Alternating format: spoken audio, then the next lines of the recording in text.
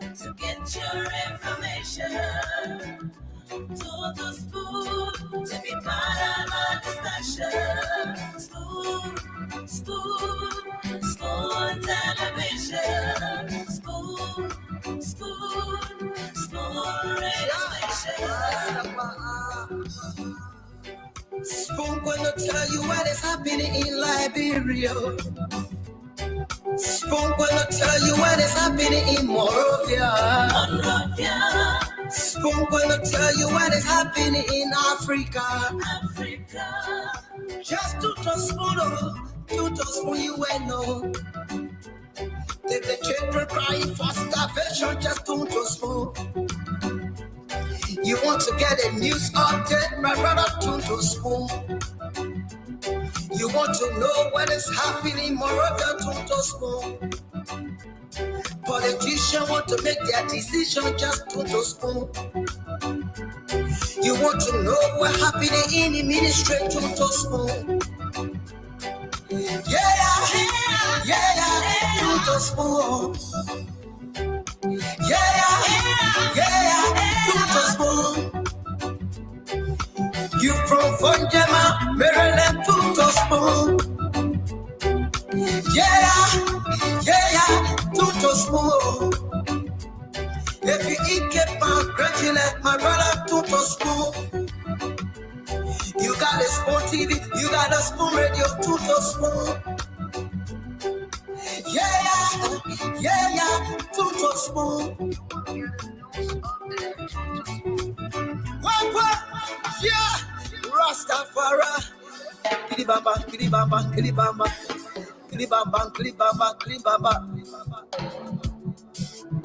What I want? Yes, man, you back today. Spoon TV. Yes, man, you back today.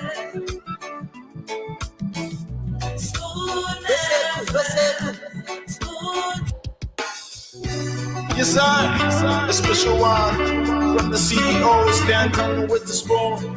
And your boy, Friday the Southern Band.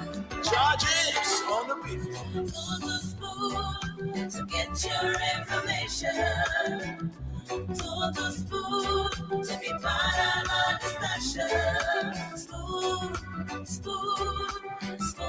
television. Spoon radio station. Spoon gonna tell you what is happening in Liberia. Spoon gonna tell you what is happening in Monrovia. Spoon gonna tell you what is happening in Africa. Just to spoon you will know. The children crying for starvation, just to spoon. You want to get a news update, my brother, to spoon. You want to know what is happening, moreover, to spoon. Politicians want to make their decision, just to spoon. You want to know what happening in the ministry, to spoon. Yeah, to spoon. Yeah, to spoon. You from Fonjama, Maryland, to spoon. Yeah, to spoon. If you eat keep on congratulate my brother, to spoon. You got a Spoon TV, you got a Spoon Radio, to spoon. Yeah, to spoon. What? Yeah, Rastafari. Kilibamba.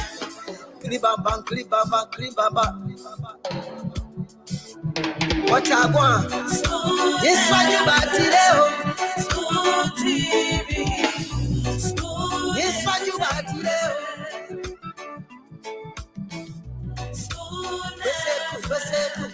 Spoon TV. Spoon.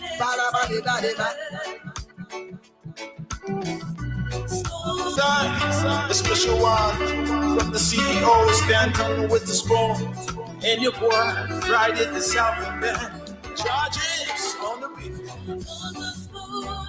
To get your information. To the spoon to be part of our discussion. Spoon television.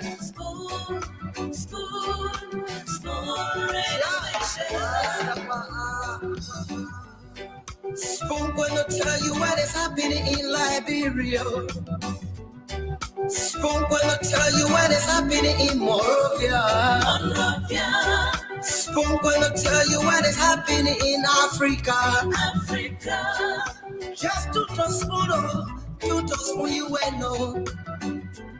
If the children crying for starvation, just to spoon. You want to get a news update, my brother, to spoon. You want to know what is happening, Moreover, to spoon. Politicians want to make their decision, just to spoon. You want to know what happening in the ministry, to spoon. Yeah, to spoon. Yeah, to spoon. You from Funjama, Maryland, to spoon. Yeah, to spoon. If you eat keep on congratulate my brother, to spoon. You got a Spoon TV, you got a Spoon Radio. Hello, welcome to the program Spoon Talk. And let me say good morning, good evening, good afternoon to you. It doesn't matter where you are. This is your premium program. I'm Baron. I'll be good evening to you. He's good Flomo.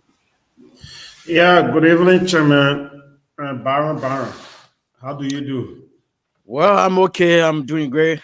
And I hope everything is well with you as well. Well, Megan thought, everything is great. This guy. Megan thought, I'm okay. So, how's the operation? How Cottington University? Cottington University is okay. How is the school? What's the name of your school in Poland, Jeans? My school name is Cottington University. Cottington University. Do they have Cottington University in Poland? Yeah, the men can just be loose. See what the other people telling me. So while we are waiting the team, I don't know what got in my eye. While we are waiting the team to come on, let's keep the ground moving. What are some of the trending issues from back home? What are you holding on? Your voter card? The process, it is not unethical though, but I guess it was read. We found two persons, their voter ID cards. The process has not started. The people start losing in easier. Then you can make an announcement. I guess you guys been making an announcement. Yeah, it was done. Yeah, also on the show, I'm sure you can also do that. Yeah, okay. And I'm seeing one Emmanuel J. Mo. This is the man. His photo ID card. I think they have many Emmanuel Mo. The age. You have to call it everything. He will be prudent. Call the man. Yeah, that's the only way you can distinguish. They have many Emmanuel Mo out 1987 born. Huh? 1987 born. 1987 born. Yeah, then we'll have one James M. Lewis. He was born 1984. Okay, so Emmanuel Mo and James Lewis, if you are listening, you can go to Spoon FM Me Compound there in Congotown Back Road. Your voter cards are there. It's better you now go there. If you know any of them, you can call them to go to Spoon FM Me Compound in Congotown People not start losing their voter cards. I tell you, the person that even started, they start dropping them. Yeah, but if you read people, I man. just asked you, I get a few days they start giving people voter cards. Jeez. Yesterday, I phone won a game. Rare SKD. Look at that. Yeah. So what's the be putting price on it this time before you can pick it or you drop something? Yeah, you not even gonna know when you start dropping voter cards. Yeah, welcome, Chief. I saw the former minister, but he closed his camera. I think he's getting prepared finally to come on. Okay, yeah, that's good. Yamblu, I say me, you know, I can think the Canadian way, like they can say. So when they say the thing at 4 o'clock, when it's soon at 4 o'clock, trying to come on. Sorry. Yeah, he already came. He came before you, but that's good. He had to go. No, you know the man live in multiple wars, right? The man live in Liberia too, but the man live in America too. So you can.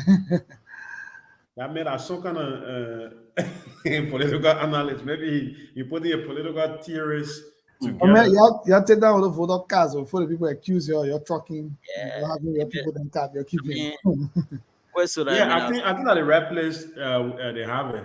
Anytime they can go to Spoon FM to get their cards. Yeah.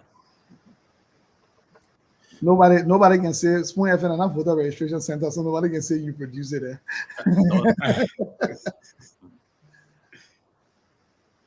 Mr. Johnson, how is it? It's going very well, doing very, very well. Been here little by little, thinking about ways. Like I always often say, some of us, our planning is not around when the next election is. So the plans still continue regardless of who wins. So the plan doesn't stop. And we're praying to God for peaceful elections, that elections will be conducted, things will remain peaceful, and the outcomes, whatever outcome come with you, hey, we can work with you, we'll work around you, we can work around you, we'll work behind you, or work through you. One of them, some kind of way will make it happen. That's great. Yeah, no, but everything's going well. Planning to be in Liberia, so might be back soon. The Honorable Minister Eugene Fagon is here. So I almost to say the new phone not working. I'm a more you 1 year now, but you a year. you the moderator today, so you can talk. We're using iPad, MacBook Pro. Now we're using Samsung Galaxy Ultra 2300. See what I'm using. Yeah, they call that thing ASOS. I got it plenty. That's the one that can say $120.99. Yeah, ASOS. Yeah, that 199 cents we are.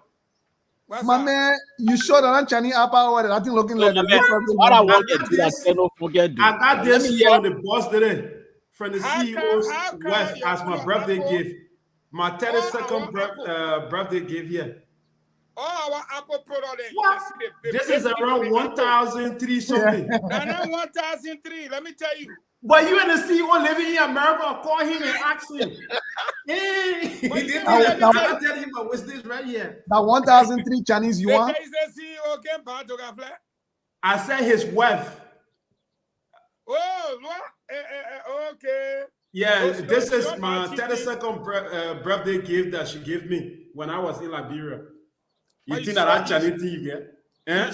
You sure stand on his switch, Auntie? You don't stand on his team money before, you know that? Mr. Fagon, I finished landing on me. I was just waiting for the my hand in that other I was just waiting for the team money before. I was just waiting for the woman showed me my iPad. She said, "This is it," and the scene where she left it, that was your name on it. Your name on it. Your name on it. Come again? Your name on it. Everything. Everything on your name. Hey, you gossip about your friend. Well, anyway, he have been baron. I can't was talking about share again today. Hey, my man. The man is wearing blue, the royal blue. No, not a share. Leo, that baller wear expensive things. That I like. Well, you can tell from the quality. When you see quality share, you can know if you're on camera. You gotta go look. You put that Baron Brand. I mean, you can wear the let's fight all the year, so don't put him on Baron Brand. Well, you know Baron Brand, serious girlfriend. I beg you, don't expose people relationship. Now who the play one? Send Now who against the play one? The people 1 and 2 plenty are talking about his serious girlfriend, his mean girlfriend. Why Liberians always get into serious girlfriend, this girlfriend? She's that the CD you get. Don't can be asking her question what you can do. His serious girlfriend is Karishma. Oh yeah, I got two. One Syria and Charisma. But then Baron Brown, why you acting like you don't know what if I go? But why I give people information they doubt me? I can I'm a traditional member. Exact day they will die. No, Baron Brown actually has a point because now we in America where they're doing sister wives, where women can get together 2, 3, they jump on one man. But the king of Africa and told our papi then say that they were demonic because they were women. That polygamy scene was bad. But polygamy scene, which I thought kind of America or they turn on TV and glamorized. We can be watching it, they be enjoying it, they be making it. I said, but how is this not polygamy? But go to Utah. If you want to marry 3 wives, you go to Utah, it's permissible. But in Liberia, they say it was bad. But anyway, Baron, what you got for us today? Let's start the show.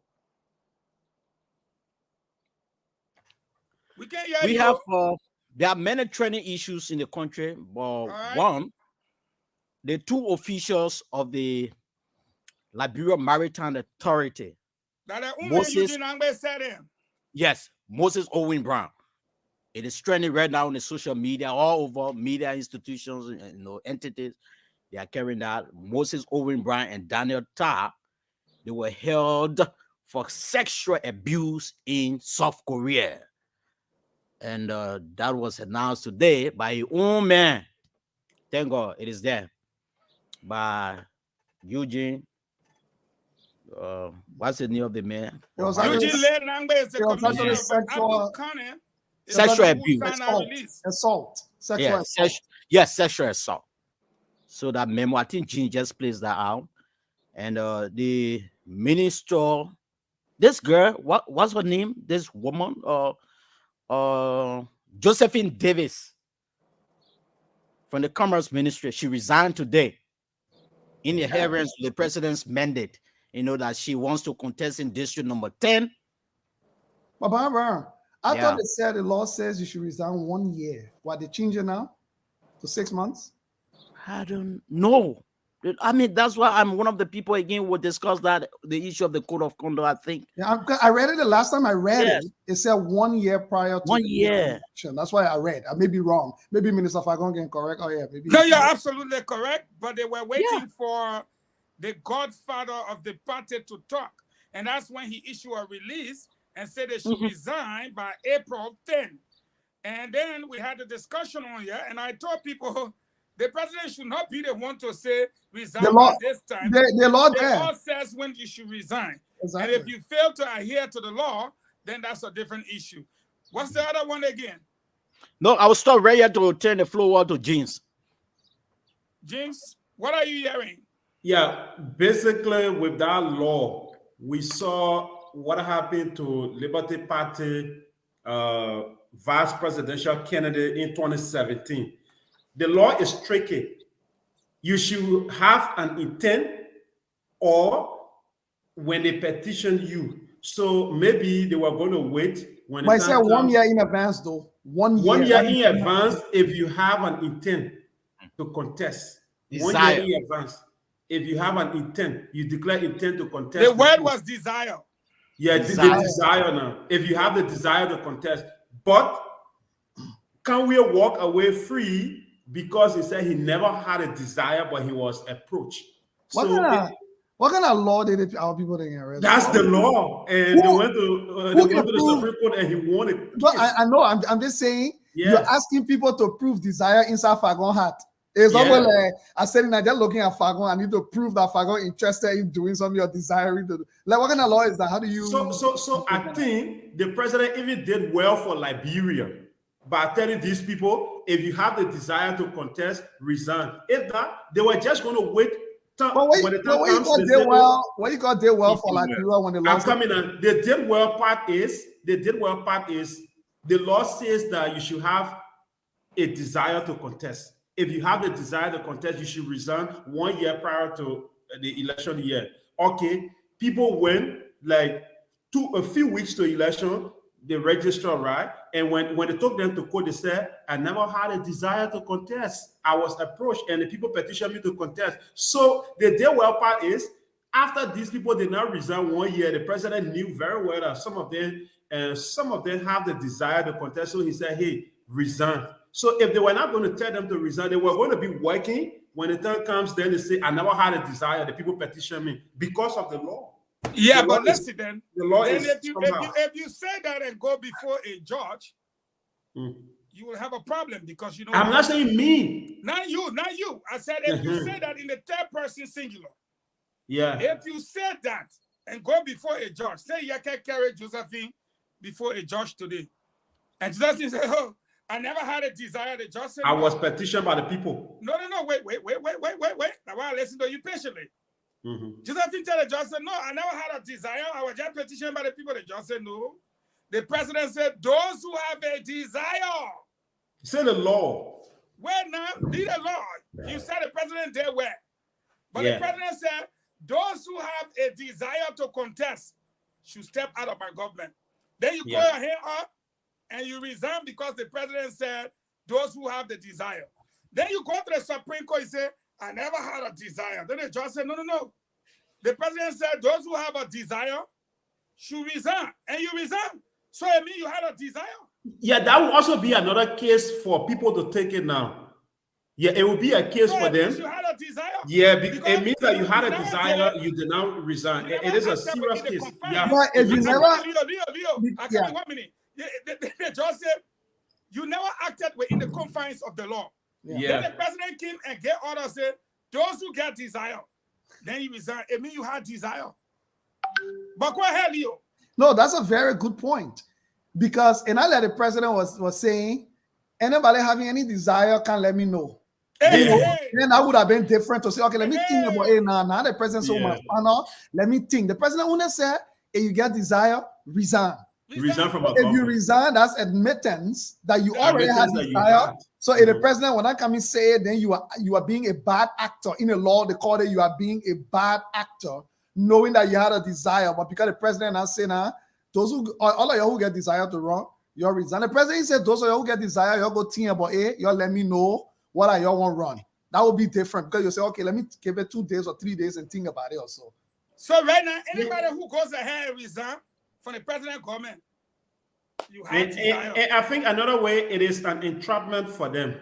It is an entrapment for those who resigning. Yeah. Yeah, Yes. because if the president was going to say it 1 year before, it was going to be okay. But now they're going deep into the year. I think I will also agree that it is an entrapment for them. You can take any of them to court and basically you will win the case. And you can Because use the desire has president's already been shown. announcement because it's almost like a directive So- the president was giving, say, you've been planning to So you run. see, Susanna." good day playing the Lofa card. He telling him, man, you can indirectly to go to court. Because he just said, if you go to court now, you'll win the case. You win the That's what case. he getting you can. That quote. Because he said it clearly, he said, now if you go to court now, you will win the case. And I bet you can come into the thing and run with it. But I think part of the problem is sometimes we just also need to put it down in this act, right? Because one of the reasons why I think lawmakers make law is, again, I keep saying it's not supposed to be about catching bad people. It's supposed to be about establishing order and clarity. The people who decide not to act bad against order and clarity, then their penalty is there. But some of the laws that can be written when you read it, almost like we were writing a lawyer to catch certain people rather than say writing a law to establish an order to say we're living in a society. Here is how we want to organize, like the people say traffic laws, right? Nobody make traffic law to say I know Fagon will leave her and will run so I will catch Fagon. No, they make traffic law to say for everybody to be safe in a certain neighborhood, don't drive above 50 kilometers an hour because they believe your ability to brake and react at 50 kilometers an hour if somebody ran across the road is easier and quicker compared to if you are running at 90 kilometers an hour and somebody ran across the road. So that law is not to catch any individual, but the people who will decide that they want to endanger other people's life now to say, I will still drive at 70 kilometers an hour, even though it's will be 50. Then the police say you are acting against the established order that we all now agree upon, we will catch you. But when you read a law to say You know what? If I go manual working to the ministry or information or to the press, they can run. They can do 70. So let's read the law. Anybody that run around 70, we will catch you. You doing it knowing that you won't catch somebody who you targeting. So when you read a law like that, it becomes difficult to implement because you're hoping that only certain people should act. So when you read a law to say anybody who get a desire to run, the question becomes, how do you avoid bad actors when you're not able to test? If I'm gonna tell you, say I get a desire, if I'm gonna be planning to do the thing till one day to the thing, say if it doesn't admit to you, I wouldn't know if I'm gonna have anything. There's no way I can test and prove it. Unless maybe if I'm gonna have said it somewhere by mistake or told somebody, but I wouldn't know. Okay, but I think we brush around the issue of these individuals that are resigning now. Yeah, another development. We need him here for Sunday. When I go far with blue shirt. Yeah, another development has to do with Mr. Cummings. Recently, I got a video today. Recently, Cummings visited Kakata, and we saw citizens of Kakata, a specific community that I may not call a name now, booing Cummings, Mr. Fadiga. Okay, I think it's okay now. Booing Cummings and asking him to leave their community. So I was like, wow, Cummings is the first, presidential candidate for this upcoming election. For me to see him being booed. Yeah, since we started this entire 2023 political activities, he's the first presidential aspirant that I saw being booed by electorate. Yeah, James, I don't know can I come in? Yeah, go ahead. Yeah, I want to disagree with what you just said. I said me. Yes, he was never booed. What happened? Can I play the video? Listen. No, don't play the video yet. It's like you went, at the gathering. I ain't feeling you play the video. Zogos, few Zogos. They were asking him for money, and he refused to give them money. Let us be fair, James. And he refused to give them money. So while he was trying to leave the scene, that's how some of them they felt the grief. Our men them Zogo, quote unquote Zogo. So you cannot say group of Liberian citizens or people. No, I disagree with him. He was never jeered out. You got a point there, but it still does not erase the fact that he was booed, and Zogos are Liberian. Are they saying that he was booed? He was 10 people. You were right when you said he's not the only one, because you may not have been a candidate, but you were booed on LU campus. Yeah. They booed him all the time if you don't cooperate. Yeah, and because communities refuse to cooperate with the community. In order for us to discuss this money issue, play your video from Poland. They play where poor people live in Poland. Okay. All right.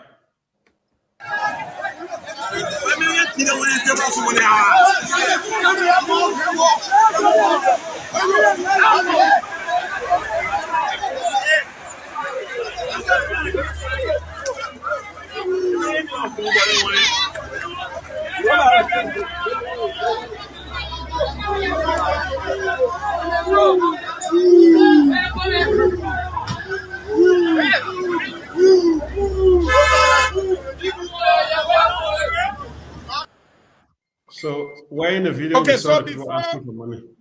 Yeah, well, you play the video from where the poor already around the car. Then what you want to be if you tell her you play the whole video for? Don't do that. That's the video. If you have another video, you can send it. You acting like you play us a video less than 3 minutes. Then you will tell that the whole thing that happened there that you play. That's the James, part can you say that the that entire incident that happened there that you played, Jana? Hello, that's the incident. If you have another video, bring is that the full incident? You want to verify? Do you want to go on the record that the entire incident that happened or that what you played? That's the video. If you have another one, I said another video. They're asking you. You want to go on the record right now because people. But I'm already on the record. That is the entirety of the entire incident that happened. Yes. Yeah. Okay. So James is on the record. Okay. All right. Let's get back. Let's get back to where we are, because I know one person that is itching to come in, and I will welcome him, and that's Al Hussein Eugene Fadiga. Before I welcome him, let's state for the record that what we saw, as Baron said, 10 people. No, it was more than 10 people. There's a whole group of people chasing the car, but that car, in my opinion, was coming from somewhere. Cummings did not get in the car right there. The car was coming from somewhere, either a meeting, town hall, rally, something. And we all know, like Baron said, that's why I'm picking in too. But like you just always preaching that Jimmy Swagger. You won't tell me you never have 5G, like doing the thing that Leo just dish out like that Kenny he gave it out. To just say, why you leader? Which is like $25 to get a whole group. It's the electoral season. It's how they get a uno eating. You lost 70,000, right? I would say 70,000, about 3 or 4 minutes it is. Then he said $25 out of the 70,000. The beginner said that drink cold water. They close the car door, you say you go in. Then they boo you, video come from there. So, Leo been talking. But we'll come back to the Josephine David issue. Let's start with this vehicle. Al Hussein, you've always said to Cummings, I don't hate you. I love you. But to be honest, you seem to be a distance away from the actual Liberian setting where the election is supposed to take place. This video, what does it say to you, Al Hussein? So you guys had to play that video, right? I hope y'all play my other video too that coming up. My man, it's already late. The minute play the video already, so address yourself to it. Oh, maybe the man have another video. Why you stopping the man? I got my own video from the other side.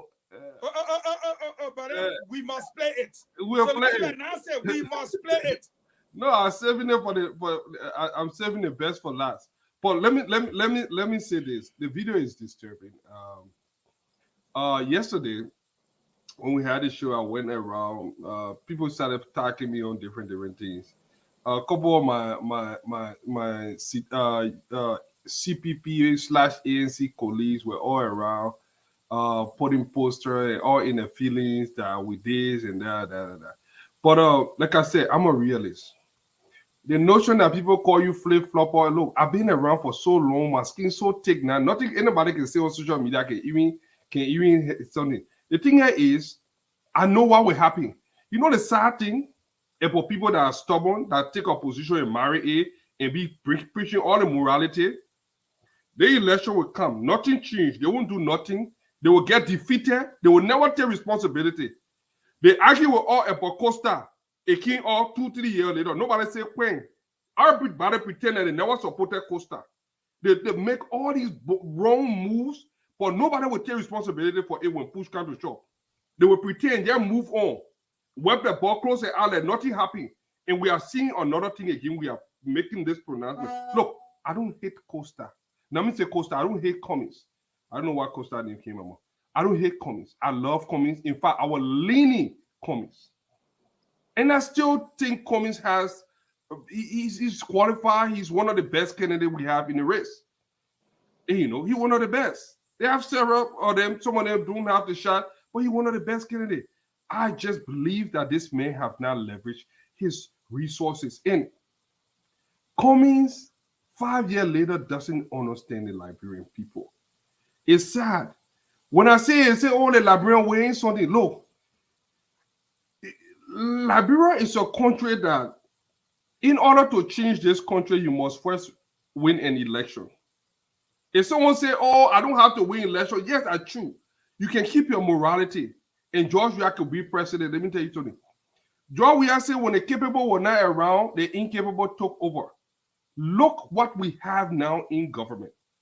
Look what we have in our legislature. Look the kind of makeup. Look back in the days when we used to have legislature, when you see government official you knew. Look what our government has transformed into. Growing up in Liberia, they tell you, say, don't be grown-up boy, go to school, don't play. They beat up for so many things. All the people that defy those odds, that the people that are in power right now controlling the government. When I see that video, what it tells me that this man, the first thing is the security risks. Why would Cummings be going with that kind of interaction? I don't know where he was going, but at this stage in the election, if I was advising Mr. Cummings, will not move anything other than a 4, 5, 6 man convoy. There is something in our politics that is side. Costa, all the guys master it. When Costa then comes, sometimes they make it. You have to understand it's all about perception. Politics is a science.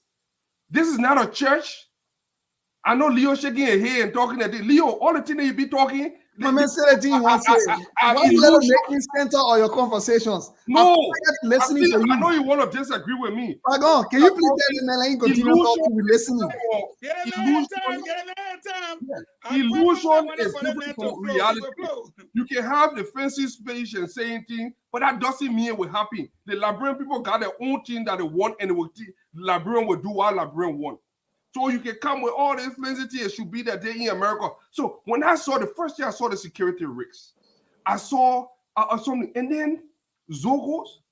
Look, if that was Ellen Johnson Sirleaf, if that was Ellen Johnson Sirleaf, she would have calmed those people in that and exerted herself over those guys. Ellen Johnson Sirleaf, we're not going to move on that. I have seen Ellen Johnson Sirleaf in more dangerous situation. You have to have command present. You have to show authority that you are the presidential candidate or the front runner and you want to something and something.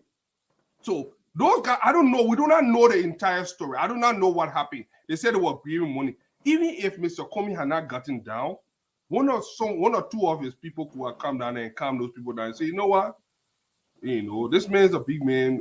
You guys, you group yourself. Now, one of the things Ellie knew how to do, you group yourself. I can't talk to everyone. When you're talking to that, I can listen. You group yourself. Zogos can get in order.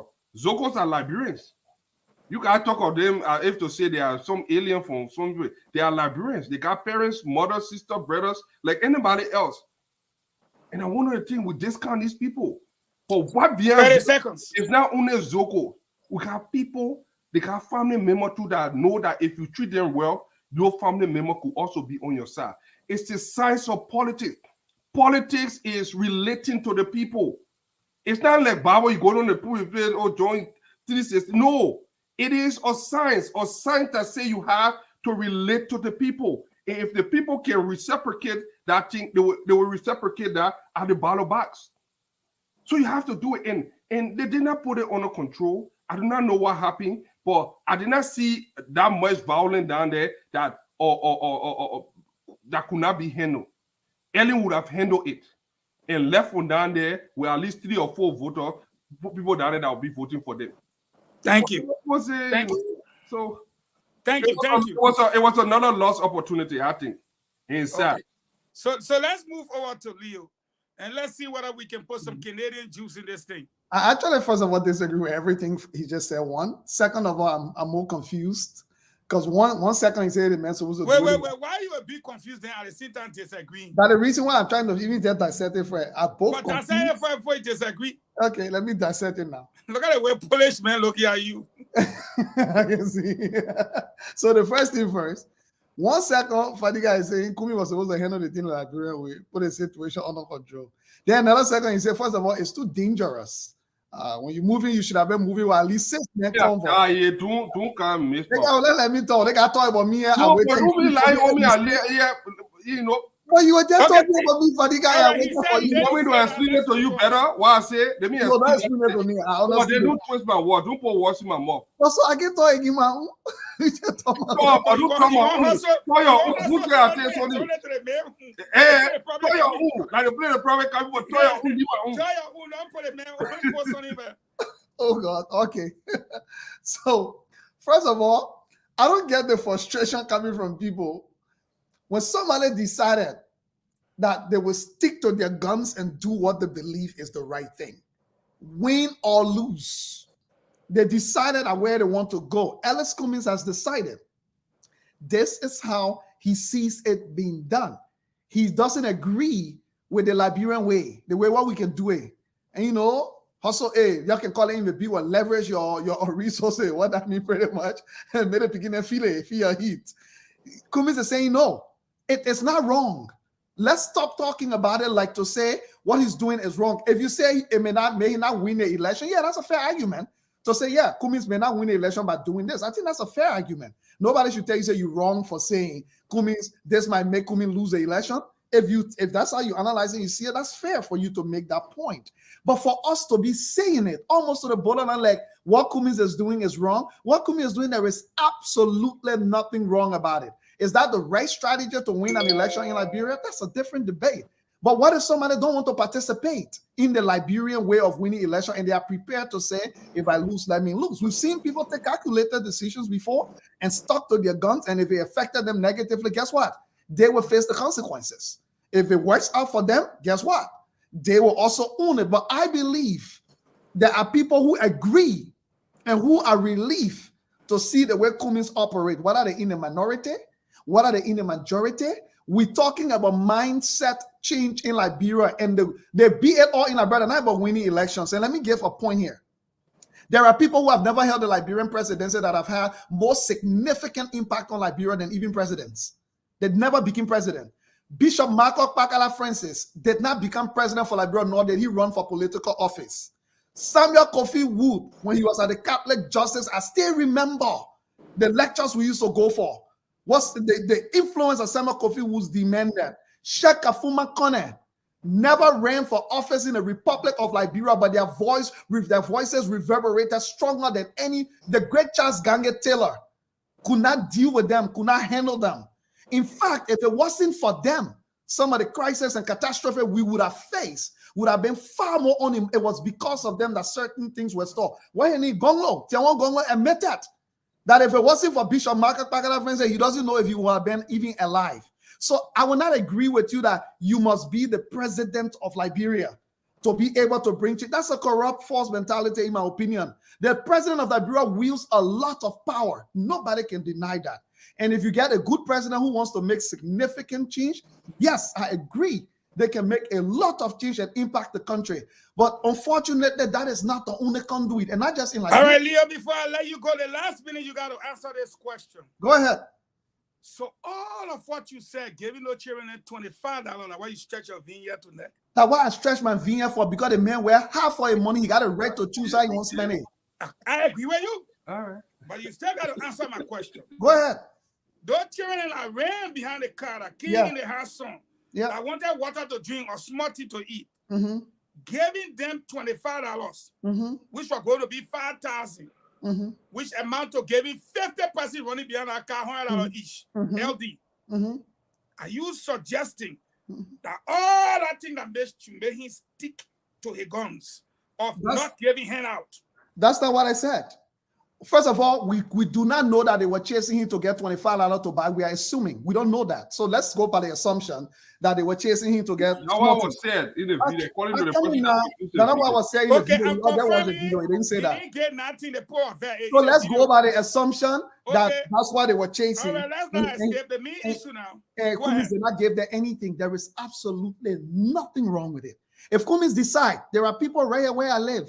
When you're in the street, homeless people come to you. There are people who make conscious decisions that sometimes they don't know if the person is going to use it for drugs or they're going to use it for food. So they're not sure, and they make a principled decision to not distribute. When there are people who also decide that that is a bad thing, to make our people know that problem solving. Last before we go to good day, I'm coming to you. No, I just wanted to ask you a simple question. Good day. You're going to stay in your position. You're going to come in right after him now. We're going to go to the last part. Yeah, the honorable is already getting prepared. Okay, so the last thing now, Leo. So you think those people are no obligation in any way, just as you feel you're not on the obligation to get in small team. Do you think they're on an obligation to go in the sun or rain to go run behind a Mercedes-Benz black with a guy in it? Absolutely not. Okay, case closed. They are not on an obligation. Usually, I'm coming. The honorable is already in the back. One simple question. The people who agree with Alexander Cummings' style of politics, the people who agree with the way he's doing it with Chase and Mercedes in the ring, the people who don't believe him will not chase him. I want to ask you one question. But don't be the person saying that the Liberian way is not the best way. The Canadian way. I'm saying that I didn't say the Canadian way is usually the Liberian way. I just wanted to ask you one question. Okay, hold on now. One question. Let's go to Fadiga and come to a good day question. Then we'll bring the honorable in. Please be fast. Leo, ask your question, Fadiga. Leo. Yeah. Since I didn't want to ask this question, but let me ask the question. No, ask your question. Since you want to claim that Mr. Cummings have taken the moral high ground. I didn't say he's taking moral high ground. No, That's why you choose my words. I didn't insinuate that. I Okay, read they that. say by your insinuation or assertion. I did not insinuate. I said Mr. Cummings decided to run his campaign in this manner. I didn't make any claim. Which manner? In which manner now? I didn't give him money to chasing a car. That's taking the moral high ground. No, I don't know that. Those are your words. Those are not my words. Okay, ask the question. I don't know what morality The question here is morality. You cannot be selective. But who talking about morality? I didn't talk about that. Hold on, morality. That should be a reason why he will not give. Either Ask me the question now. or he choosing the moral high ground. Ask the question. Either me, he won't give people money, or he choosing the moral high ground to not pay people to vote for him. It's either that. Either, so there has to be some reason behind it. Go ahead. That's not a reason. So what I'm saying here is, you cannot be selective. What about I can give you 10 different instances? You only got 30 seconds. We got it on the question you wanted to ask me. My question here is, how will you reference the fact that Mr. Cummings went in a union with Ure? Mm-hmm. Mr. Cummings went in union with people that people call questionable character. Correct. Mr. Ure was endorsed by several individuals that have tied to the wall, all kinds of things that we don't want there. How will you reconcile the fact that 70,000 got missing? Mr. Ure have not said, Mr. Cummings have not said anything about it or made any pronouncement about it. How will someone question that his morality? Why would someone say about that? So let me answer you. Okay. Quickly. I will hold that question, James. Just ask your question and you Ask your question to it so we can just do it one time. No, for me, I just wanted to ask Dio if he knows about something in politics called crowd behavior theory. If you know about crowd behavior theory, you would never tell a political leader not to. Even you ask the question. Let me answer before you answer the question for me. You got 1 minute 30 seconds, so we Absolutely. the honorable in. Absolutely. You can choose to use crowd behavior theory and drive bad attitude and violence. No, let me answer. We're talking politics. We're talking church. We're talking politics. Crowd behavior theory, it means influencing the crowd to behave in a certain way. So you can choose to influence a crowd to do bad things, including violence. That's crowd behavior theory. You can choose to influence a crowd to do good things in a different way. So what is buying people money? Let me say about the Bible decided his money he has to spend. He does not want to be passing around Liberia, dropping on everybody that chases his car. Let me finish. After the show, maybe we can talk about this, but you took my crowd behavior theory in another perspective. All right, guys. All right, let me finish quickly, Pagon. Let me finish. 30 seconds. 30 seconds. Battle to fight. Pagon, 30 seconds, please. Crowd behavior theory, that's one direction. Number two, Cummings has decided to pull his resources into a foundation. All the people that Cummings helps through his foundation, whether he raised the money directly or put it, that's the way he's chosen. Is it a winning strategy for election in Liberia? Maybe not. Does he have the right to actually do that? Absolutely. Okay. Why are you questioning somebody for spending the money the way they want to spend it? Nobody is arguing about his right to do that.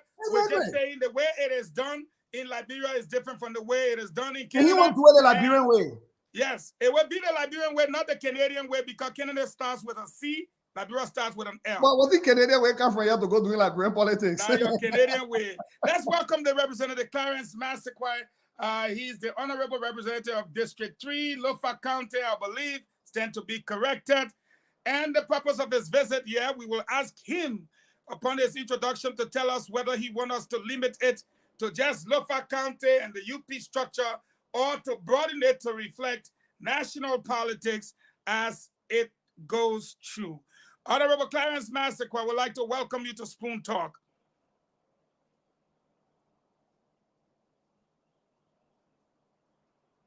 We are not hearing the Honorable. Brian, please adjust his microphone or else you will be held in contempt. He's good now. He's good now. He can talk. Okay, but we'll realize the content power. At least for the time of the show, the content power will be minimized. Okay. But let me thank you for the opportunity to be here on your network. Let me thank you for the great job.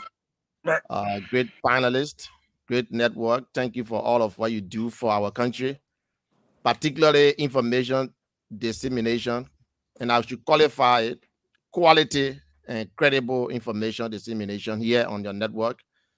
I see it as an honor to be here, to be your guest. Feel free. We can talk about Lofa. We talk about the Unity Party.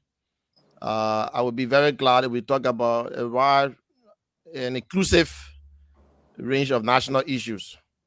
I hope I will be able to provide the answers, my views on national issues, and I promise it will be a civil conversation and it will be an honest conversation, regardless of the cap that I wear. I can promise that I will be as honest as possible and as civil as possible. Thank you once again for having me. All right, thank you. Can someone adjust the honorable camera? Because you can't be cutting him in half.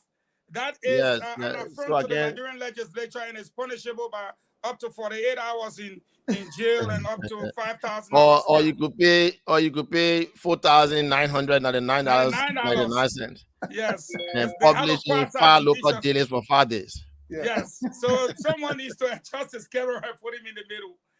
When he's Yeah, using the but it's microphone. really an honor to be here, and I hope we have a productive time together. Thank you. Honorable Clarence Massacre, I'm sure if not, we'll introduce our panelists to you. We have Al Hussein UJ Fadiga, he's a panelist. We have Leo Nupolo Johnson, he's also a guest panelist.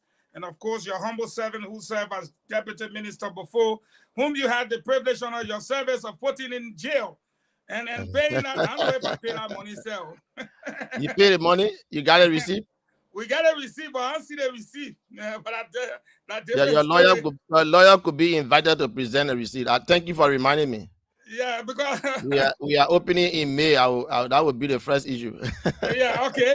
So tell us a little bit about yourself and a little bit about yourself generally before we go into our discussions. Well, thank you. Obviously, Clarence Massacre, born in Kakata, Gibi County. Of course, my both parents from Lofa, so you can understand why. Though born in Gibi, back and forth, I would be commuting between Lofa and Gibi. So grew up in 2 counties, so to speak, Lofa, and of course Gibi. Did a good bit of beginning schools in Lofa, the mission school, the Swedish mission school in Vanjama, and the mission school in Kolahun. Came to Monrovia and did the ending part of my junior high and my high school, the B.W. Harris High School. Finished high school on July 14, 1999. Immediately went to the AME Zion, did first degree in economics. Moved to Cottington Graduate School and did masters in finance. I got elected in 2011 in my prime, obviously. In my early 30s, I got elected to the national legislature in 2011. Got re-elected, obviously, in 2017. My first term, I served as chair on the committee on public procurement and concessions for 6 years. Actually 5.5 years. I'm sure you follow the tallow remover saga. Yeah. And so I was on the side of the tallow fashion of the fight. That was just 4 months to election in 2000. To elections.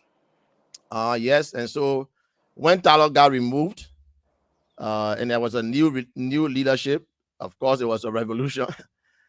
So I was removed from that committee, but got elected in 2017, came back. I was elected by my colleagues to represent as one of the 5 representatives of our country to the ECOWAS Parliament. I've been there for the past 4 years now.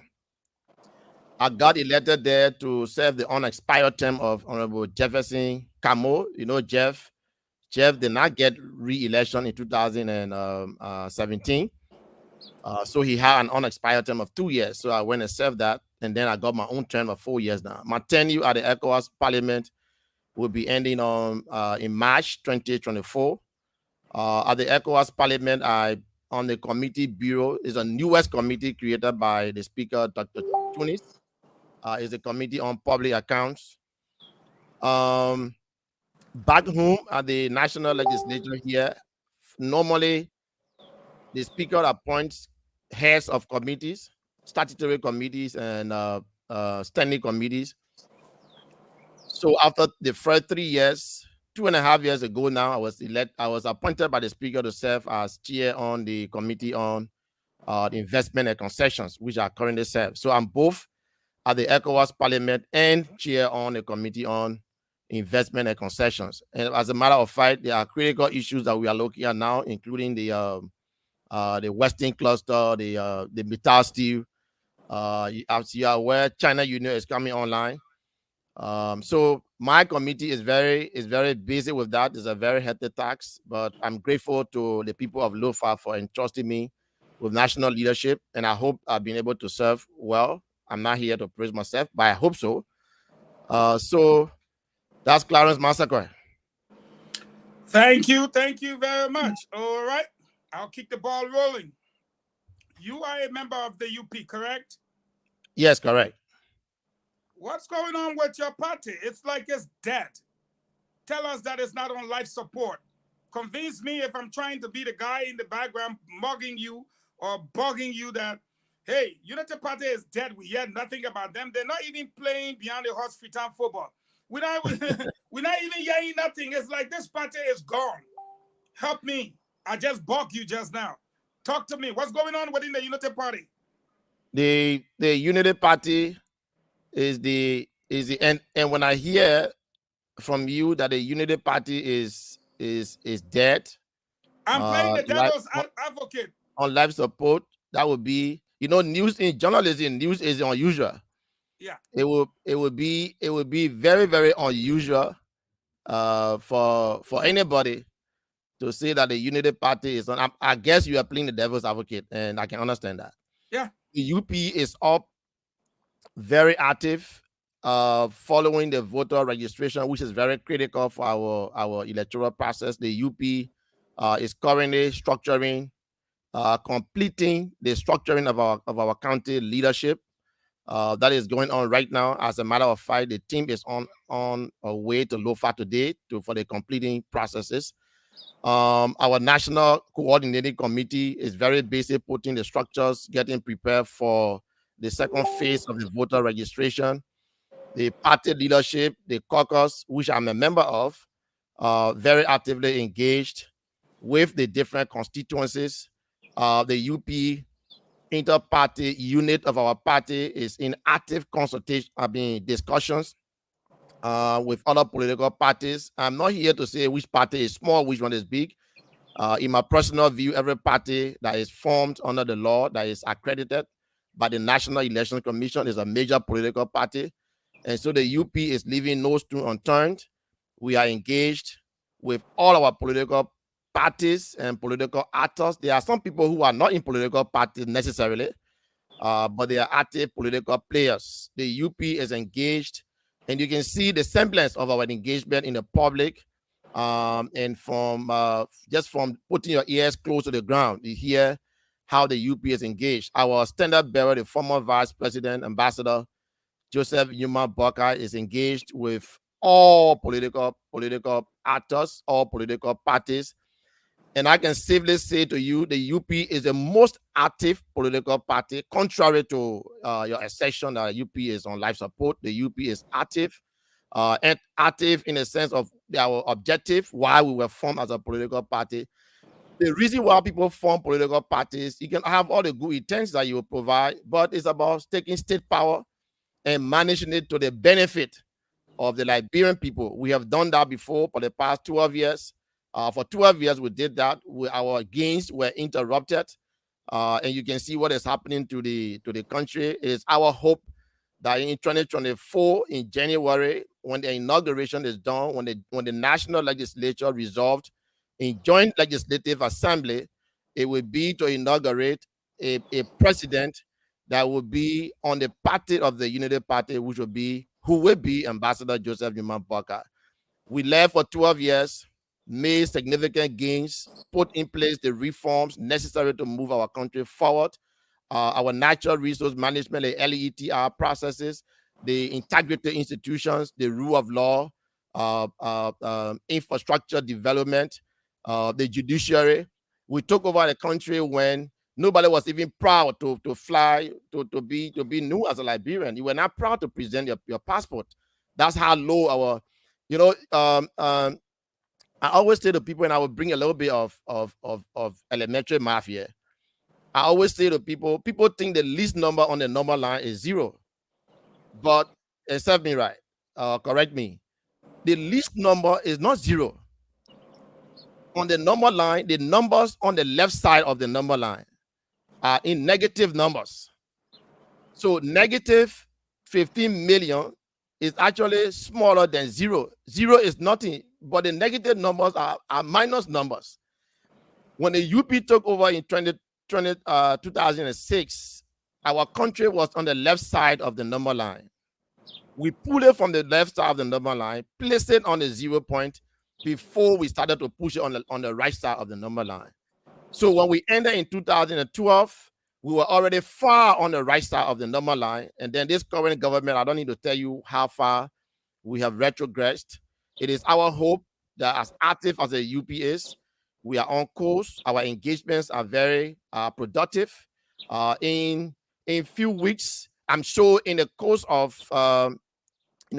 this April, there will be an announcement which will be part of the results of our consultation. I know Liberians cannot wait to hear who the running mate to Ambassador Boka will be. I know you will bring that up. So those are some of the negotiations that are happening. The UP is active.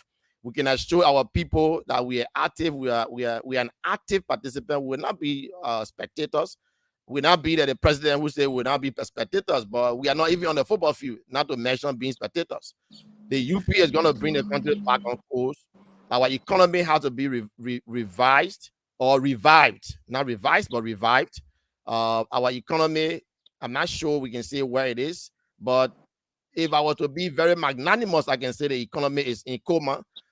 In few months from now, approximately 7 months from now, the UP-led government, through our collaborations, our friendly partners, and those who are not on board yet, we are very sure that they will all come online.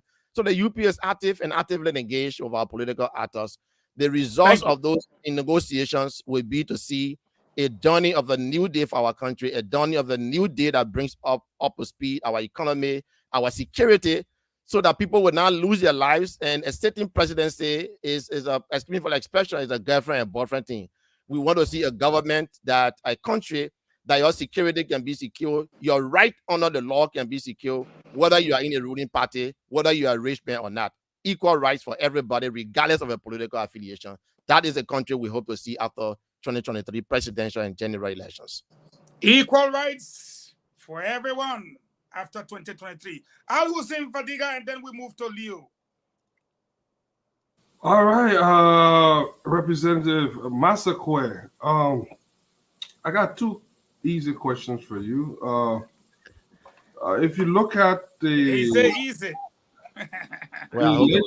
the legislative makeup of both the upper and lower house, you notice that the Unity Party has the highest number of legislatures, both in the Senate and in the House of Representatives. But some mysteriously, George, we have been able to get away with a lot of legislation, even those that were bad for the country. How are you guys able to just follow the president at the same time want to unseat him? That's the first question. Well, I would be the first to say that in the legislature, it's not a one-man show. But let me first just talk about the issue of the numbers. As it stands right now, the UP, I'm sure it's around 10 members, 10 or 12 plus or minus around the members.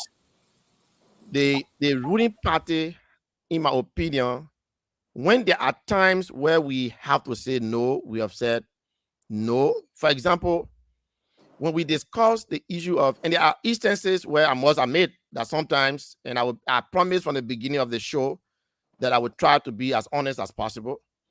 And sometimes we ourselves who believe that things are wrong and we shouldn't say yes to some things. I would try not to name colleagues on this line, but I can admit that sometimes myself would get discouraged that we should be taking certain direction. But I can also say that in some instances, for example, when we discuss the issue of concession meter, and I can say that because I chair the committee on concessions.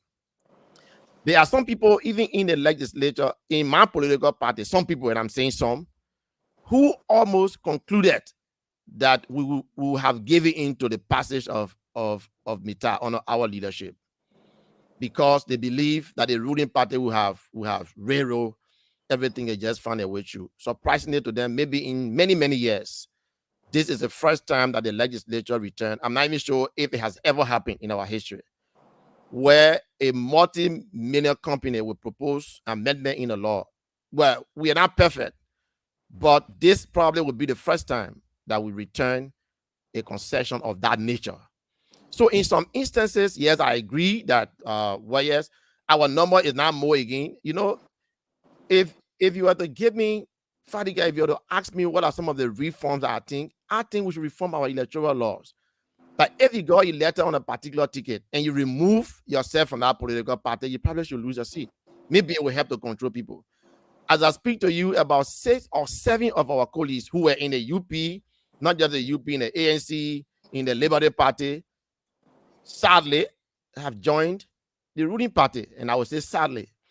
So that sort of reduced our number. So the impression that we always give into the president will not be 100%. There are some instances, for example, the issue of the currency. You know, I will give some instances that at which time I myself felt like, look, we should not have done. I'm not sure changing the money was completely wrong, but personally, I did not even sign the resolution to print the money because my personal conviction was that the things that I would have loved to see in the resolution weren't there. But I was one person. The current budget that we just passed, I voted against the budget for obvious reasons. I thought the budget was not as transparent as I thought it should have been. But I'm one person. So yes, sometimes it get very frustrating. But now the UP is 12 persons, and I know there are times, obviously, we have not been to where we should be.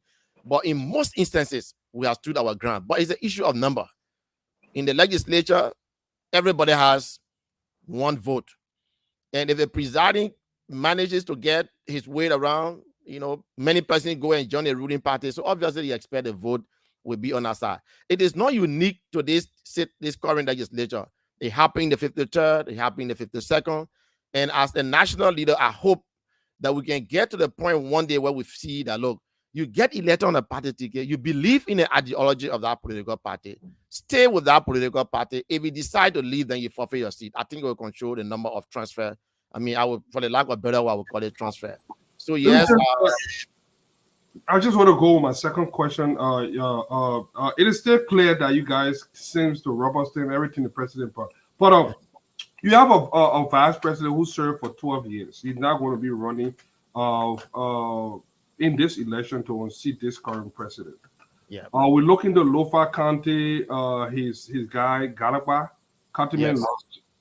You know, and Lofa County were always known to be Joseph Weka hometown, and everyone he lived to him. We saw Jala, who was heavily supported by the CTC, win. Not only that, the UP, I know you said a lot of good things for the UP, but the UP were also marred by a lot of scandals of corruption and allegation of corruption over the years. Now, you guys want the Liberian people to entrust you another 6 or probably 12 years. Why should the Liberian people re-elect Joseph Weka?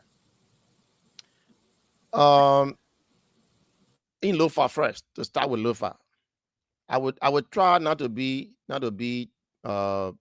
tribalistic. I would try not to sound divisive. But you will agree with me that, and we don't say these things in the public as as much as people should know it. But election, even in the US, when Obama decided he would run, the media, the first electoral college vote they assigned to him was the one from his state. I don't think it indicated that everybody in his state loved him, that everybody in his state believed in him, But they took it that once he is running from this state, reasonably, that the state will have gone his way. So they are assigning that number of electoral college vote. Every election, every politics is local. In the different counties, even in Nima, for example, you will always see that they will say, they have the Manons, they have the Gio vote. The Gio vote obviously is more than the Manon population. So most time when somebody is running, the first thing you will see people will ask, what is his tribe? For me, as a democratic person, it is not sort of the most suitable question to ask, but they are realities. Before I came on the show, you were talking about how Kumis want to my Gibi, and I would not send up money. Well, yes, but every region, every country has its political culture. It may not be a good culture, but it will take us time to change those political, cultural practices. So in Lofa, in 2011, the people from Foya, predominantly Kisses, wanted to have a senator. And all Senator George Tengbe needed to do was to go to Foya Tingya, convince the others to be the lone candidate from Foya. He won around 23,000 votes, the cumulative votes. About 13,000 of that vote came from Foya, because the Kisi tribal group in 2011, it didn't matter how Senator Tengbe was presented, and I'm not trying to be demeaning here. It didn't matter how much money he spent. The people of Foya wanted a senator. So they asked Professor Sir Philip Joe, the former representative Philip Sartali, not to even try to run. So Tengbe won. Fast forward. 2014, Vonjama District, predominantly Lomas. Representative Clarence, good to see you. But let's get something. I know we got a moderator, but it's good to see you, Representative. Yeah, so when we you come in where you're checking again to no, Representative. Can we? That's a reason why I came to my friend Representative Clarence Masakwe. Yeah. The only reason I came, Leo, you were asking me, it's just because Representative Masakwe is on the show. But are you giving a scenario right now? And I think that's my time to ask question. Remy Grace said it's my turn. Yes, hijack the flow. Remy Grace said it's my turn to ask question. That's what Remy said. Let him finish. So in 2020. No. My question go like this, Representative. You are saying something that ringing bell to me. We have a situation right now with Steve Zago. Correct. Galapa Katoma. Correct. Steve Zago. Yeah. You are from UP. Correct. Steve Zago is supporting, or probably would say he leaning towards supporting Joseph Yeman Boakai. You are giving us a scenario from down the line. What is happening right now? Will UP feed a candidate or give that seat to Steve Zago? Can we come to the present date event, please? Okay, so I'm coming to where he talked about how the UP didn't win in Lofa. Right. In 2022, in 2011, Councillor Jara ran. He's a bandit from Kolahun. He lost. Correct. 2014, he's a bandit from Kolahun, a lone candidate. He lost. 2020, he lost until Honorable Brani Samuka was, and I will intentionally say robbed out of the seat. Then came the re-election. The bandit people, my tribal people, without trying to be divisive, all they wanted was to have a senator.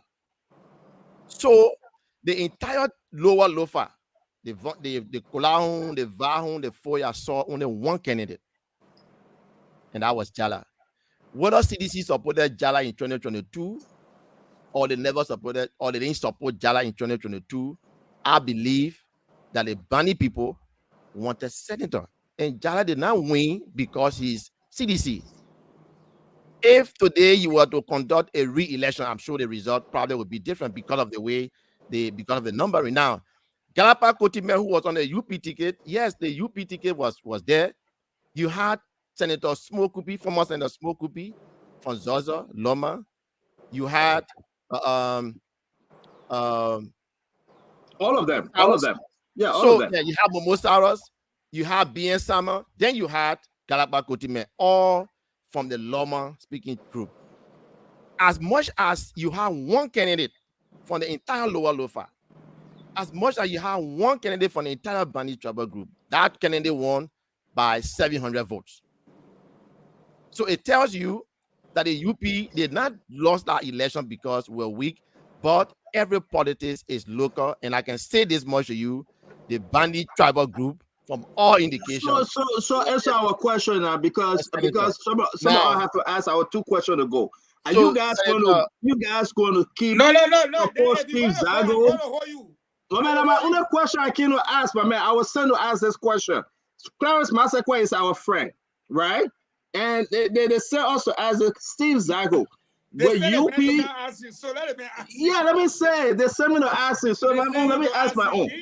Yeah. Representative Clarence Massaquoi. But you know that Megan to Odo.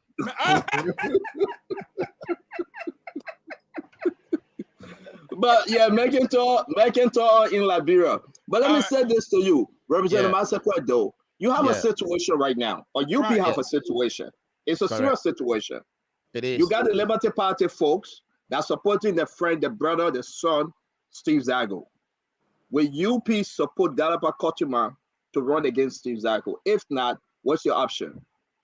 I must say to you that I would try not to be absolute or not to be definite, but I will admit that is a critical issue that is being discussed now. And as it stands, the 2 persons have shown very clearly that they will be contesting. I would be surprised if one of them said they were not running. And I can say that as a political person, from the signals I see, from the movements that I see across the district, from everybody who want to be senator, but at least from the 2 persons, Senator Zago, yes, has supported the UP for many years. In fact, I remember there were times when we went to a party meeting, the Liberty Party would say, this man has to recuse himself because in less than 1 minute he will start calling Ambassador Bokar uncle. So the Liberty Party would say, no, this man is not our senator. I mean, our chairman. So it's a very difficult issue. At this point, it would be hard because of the nature of discussions are going on behind the scenes. It would be difficult to say what will happen, but I can admit that it is a very serious matter that is being discussed. At the end of the day, the Lofa people have a way of resolving their issues. I'm sure we meet at the. My last question, guys, please forgive me. What do you think JMB would do, Representative Massaquoi? Who do you think JMB would talk to? Now he between a rock and a hard place. We need to understand.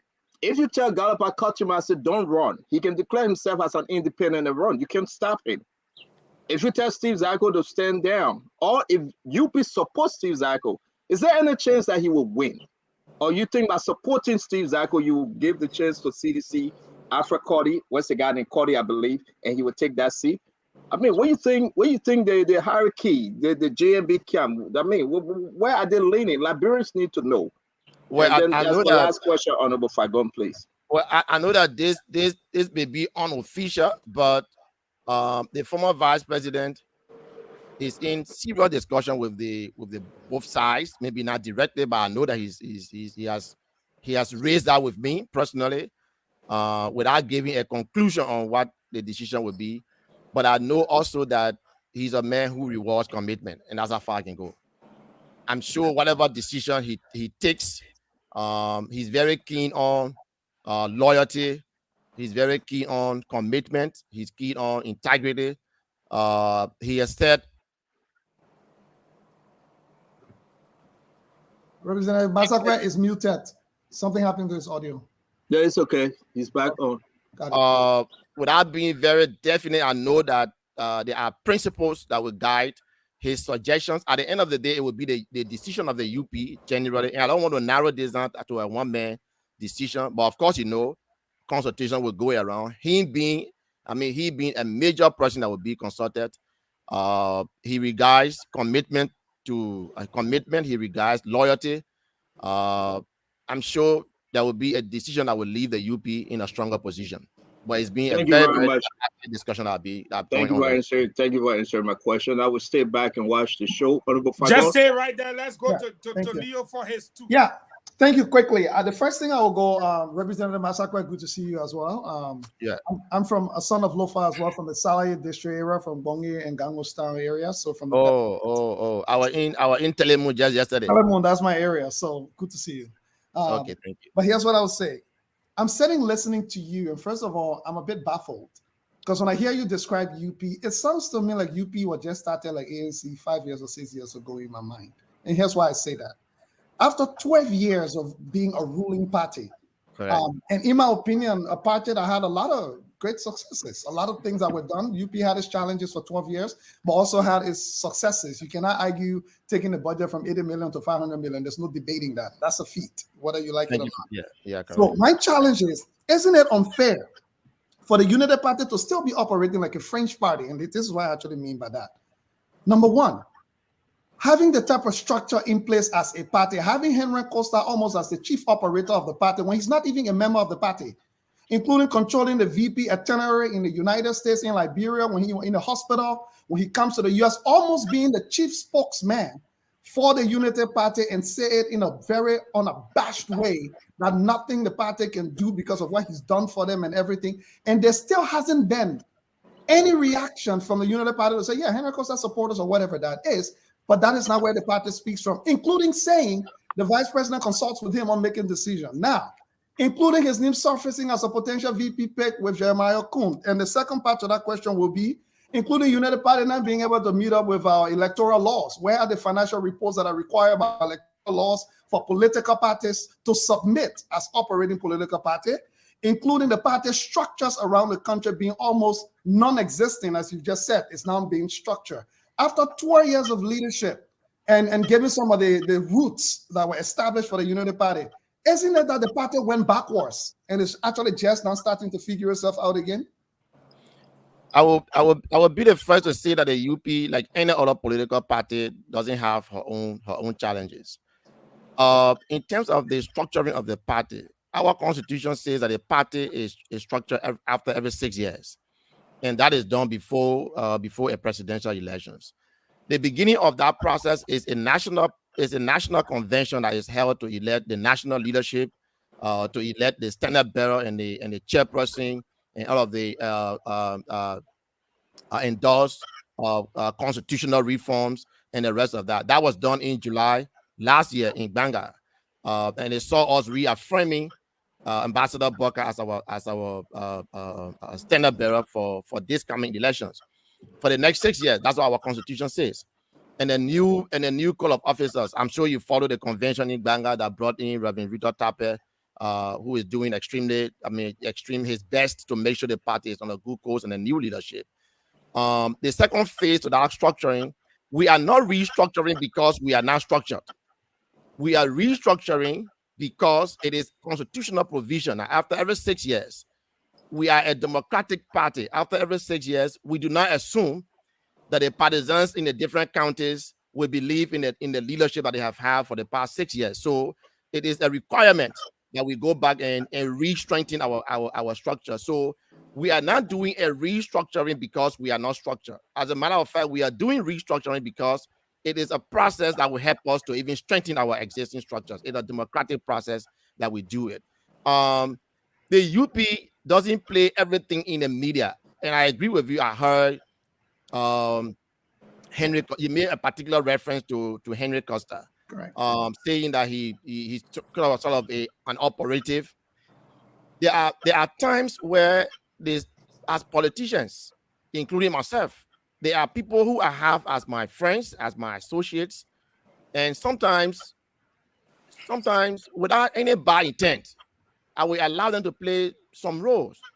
I have a friend of mine who almost is like my chief of office staff. He doesn't really work in the office, but sometimes because of relationship, you do that. Now, you have control on what you do, but not necessarily on how people respond to your goodwill. The former vice president is a very calm person. He's very receptive. He's accommodating, and everybody says that about him. So I agree that to some extent, he probably has allowed people, including Henry Costa, to come around. And because you believe that people will come around with good intent, you don't know how this person will speak about your relationship with them. And people respond to things in different ways. But also you realize that some people sometimes will overstate their role. They overstate their role. Is it true that every critical decision that is taken by the former vice president must be cleared by a particular individual? As an insider of the United Party, I can tell you no, but the UP doesn't have control on how people amplify their roles. And I see that happening here. Do we go in the media, in the press, to say whatever this person said is not true? I'm not sure the UP has rationalized it that way. But whatever relationship the vice president has built with people, I believe is in good faith. And it behooves us who benefit from such a relationship not to present it as a minus to him. And sometimes, personally, when I have a conversation with people at that level, I take it as privileged. Okay, yeah, thank you. All right. It is not in my place to overplay my role, but I think the vice president is receptive to everybody, and how we explain that our role is left to us. But I think the UP is in tight. We have not violated any constitutional provision, any election laws, including the submission of our financial report. Everything is in tight, and so I think the UP is on a good footing. Roll the second one, Leo. Yeah, the second one. Final question. Yeah, but it'd be great, Representative, if you can share the financial report with us. That's under the law, it's a public document. That would be great. I would need to ask the leadership of the party if they are comfortable with doing that.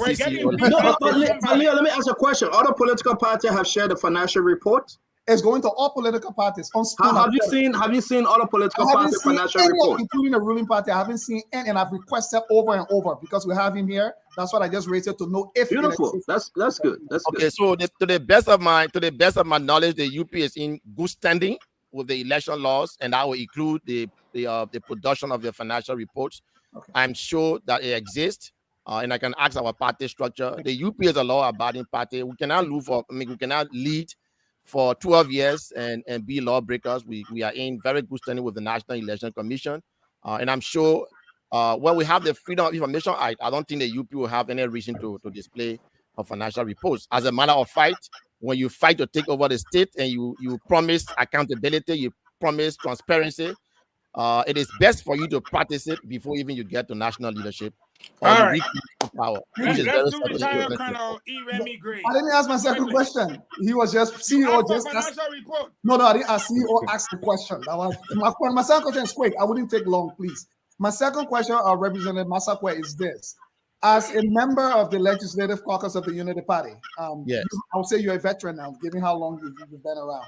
Can we say the Unity Party legislators, as a 12-year ruling party and veterans in the House, have failed to be able to lead the opposition unit in terms of figuring out the legislative agenda? Because I agree with you, there are opposition legislators from other parties that go and do what they have to do. But when we talk about leadership, especially being a veteran party, I would have expected that after 12 years of understanding the lay of the land and the way things work, can we say the Unity Party Legislative Caucus have not lived up to their status as wanting to be considered the lead opposition party to help influence the legislative agenda, since in fact on paper the opposition legislators are more in both houses, the House of Representatives and the Senate as well? When the issue of the gender parity bill was introduced, I'm sure you followed, and that is evidenced by the veto of the law. So you can clearly see which side of the political divide they didn't want it to happen. So the UP lawmakers were on record. As a matter of fact, it was proposed by a member of the UP, Honorable Rachel Kuhn, and I can say to you, there are some things that happen in the House of Representatives. For the sake of the sanity of the House, I will attempt not to, but I will say whatever I think is important to come to the public. The UP took a lead, led all the opposition political parties, because we are even on record for saying this is part of our agenda to make sure that we don't just say endeavor. We must make it mandatory. We led the process. I was the chair on the conference committee, a UP person, law proposed by a UP person. when the issue of concession issue came, we so to some extent, I can say very much. Again, I can say much to you that we have some rooms to cover, but largely the UP on the issue of the census, the UP led on it. Again, the number game obviously play out, but we're very, very visible. The election laws, the UP follow it and led the opposition. And I must admit that other colleagues from other political parties, the ANC, Honorable Larry Yonkwe, Honorable Samuel Koga, and the rest of the opposition guys came around. I know we meet sometime in Koga's office, sometime in my office to make sure we drove this. Some elements within the ruling party did not necessarily want it, and you can see how it ended up. It was vetoed. So yes, I can say that fairly that the UP lawmakers have been leading. Again, I will come back to the issue of the numbers. Most times, one thing I will say here though is our actions have not been more in the media, and I think that's an error that we make. We take some practical steps, but we need to make sure the public is informed about what step are we are taking. So I'm not sure we are where we should be, but I can safely say we are not to where we used to be. All right. So thank you. And I know you got another question because I want to be bringing you in between the question. Come on now. Correct. Who, me? You? Who you think? No. I want to give represent the retired corner E. Remy Gray the chance to ask this question. I have another question, a lot more question. That I'm kind of confused with the answer of Representative Clarence Massaquoi is giving. I'm seriously confused. And Leo asked some damn good question. I'm sorry for the damn that I'm using. If you tell me that UP, they are not where they should be, or they are not where they're supposed to be, then come on. Well, can you really clarify what you are saying? Because you have the ANC, E. Remy Gray, smarting right now. He said, if you, the representative Massaquoi, saying that UP is weak, then give me comments and give me ANC. So you need to clarify this for E. Remy Gray to come in.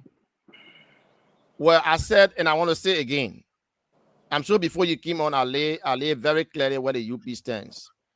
And I will emphasize in this country from record, from realities, from experience, the UP is the strongest political party in this country.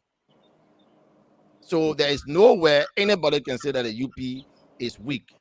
I said, and I must say it again, that when it comes to leading the House, he asks if the UP has been able to lead the opposition bloc. And I said yes, and I gave several instances. There will be no enough time for me to list every other thing that the UP has. But as a public servant, I said, our problem is that probably all of what we have done may not have come in the public glare. But I give you several critical issues where the UP has led on visibly, where the UP has made her position very clear. Even on the issue of the budget, most of the UP lawmakers, again, I would try not to be very absolute. Just this last budget, almost all the UP lawmakers stood against it in our insertion, so I can tell you how the vote went. Now we have about 10 or 12 persons. Obviously, in a room of 73 people, the 10 persons would not have it, but the records are very clear. And maybe we should push for electronic voting so that we all can see how everybody is voting. For where the country stands and the level of expectation. The expectation of the UP, the expectation of the people about the UP is very high. But the UP, in my opinion, and I've been in the House for the last 10 years, 11 years now, I can safely say that the UP has been able to provide direction. So leave the House business, because I want to bring Remy Gray. Leave the House business. Bring me on the street. Representative Massaquoi, bring me on the street. That's why I want to bring E. Remy Gray. Don't tell me about the House, because the whole House is a mess up house that they're claiming. Bring me on the street, the bread and butter issue with UP. Bring me on the street, the education issue with UP. Bring me on the street, the healthcare issue with UP. Bring me on the street, to renew and revise everything. I want you to take E. Remy Gray from ANC today, right now. Bring him to UP. Don't talk about the House. The House is a mess up house. Everybody know that. It left with Labrador alone, they will close that house down. But as per the Constitution, we can't. So bring me on the street, bring me in Lofa, bring me in Bombing, bring me in Masquerado, bring me on the street, Representative Massaquoi. I guess you are saying that the house is mess because we live in a world of relativity. So the word mess is relative. So I can take it as that. But the house is so in a relative term. So I would tend not to question you. But the house is not a mess. I can understand the expectations. You want me to bring you in the street? You want me to bring you in the street about where the UP is? The bread and butter issues. The bread and butter issue. As it affects the Liberian people's lives. As it affects Liberians. In 2017, when the UP was leaving power, rice was, I think, $12. Today is $18. In some corners is $20 plus or minus. When the UP was leaving power, the LEITI was intact, giving regular reports. When the UP was leaving power, we had absolutely no drug shortage at any of our hospitals. It wasn't perfect, and I will admit that. Today, when you go to Vonjama, there is a difference between the UP and the CDC, and that difference can be shown in the hospitals. Today, there is a difference between the UP and the CDC, and that difference can be seen in our governance policy. Today, there's a difference between the UP and the CDC, and you can see that through the infrastructure development and the slow pace at which things are. Today, there's a difference between the UP and the CDC, and that difference can be seen clearly in the way we manage our judicial system. You can go to court today. We saw how the associate judges were removed. Everybody followed that. You are a media person, you follow that. That is one of the things you see as a difference between the UP and the CDC. There's a difference between the UP and the CDC because there was no time in our 12 years that you saw an EPS officer in a party t-shirt which presents a compromised security sector. That is the difference between the UP and the CDC. And I can name you several instances. So if you ask me to come in the street, if we had enough time, I would tell you a whole lot of lists that would indicate the difference between the UP and the CDC. When the UP took over, like I said to you, even your passport, when we left power, you were proud as a Liberian to move across. When we left power, we were not owing ECOWAS $10 million US on taxes that we collect in the name of the institution and fail not to remit. That is the difference between, and those kind of contribution or failure in those lines, actually, it diminishes our position in the international sector.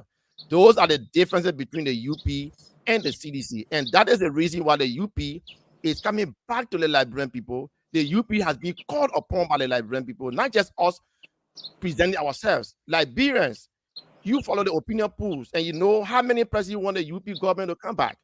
So you can clearly see the difference. When the UP left power, there was no media censorship. Today, Punch FM was marginalized for I don't know how many years. Finally, they are back. They are back. When the UP was in power, there was no point in time when a deputy minister was fired for giving an honest opinion, and Eugene is here. It never happened. We believe that everybody had the freedom and will respect people's opinion. But and a deputy minister who contributed so immensely, and I'm not saying it because Eugene Fagon is here, but because he's a panelist, but a government through what I would call you say, they say, get up more money, sleep on your wrong side, move a deputy minister for saying something that eventually became true. When the truth got revealed, you couldn't muster the courage to come back and say, we took the wrong decision and we must man up to admit that we were wrong and we should correct the wrong. That is the difference between the UP and the CDC. In a few months from now, there will be an ushering in of a UP government and those changes will come back. Thank you. Let's go to Colonel E. Remy Gray. Colonel Gray, the representative is at your disposal. Unmute yourself, please. I think that the hat you're wearing, that hat seems to be interfering with your internet. Something is wrong. Okay, as he adjusts his microphone, I hope if someone is in the back to help do that, we'll be happy. Let's go back to Al Hussein. Al Hussein, you've heard him speak. I will yield my time because in fact, let me take one of my questions and I'll go back to you. I'm back now. Are you good now? Yes, I should be. Okay. Can someone me, right? get water for the honorable representative, because when you're talking, you need a glass of water or a bottle of water.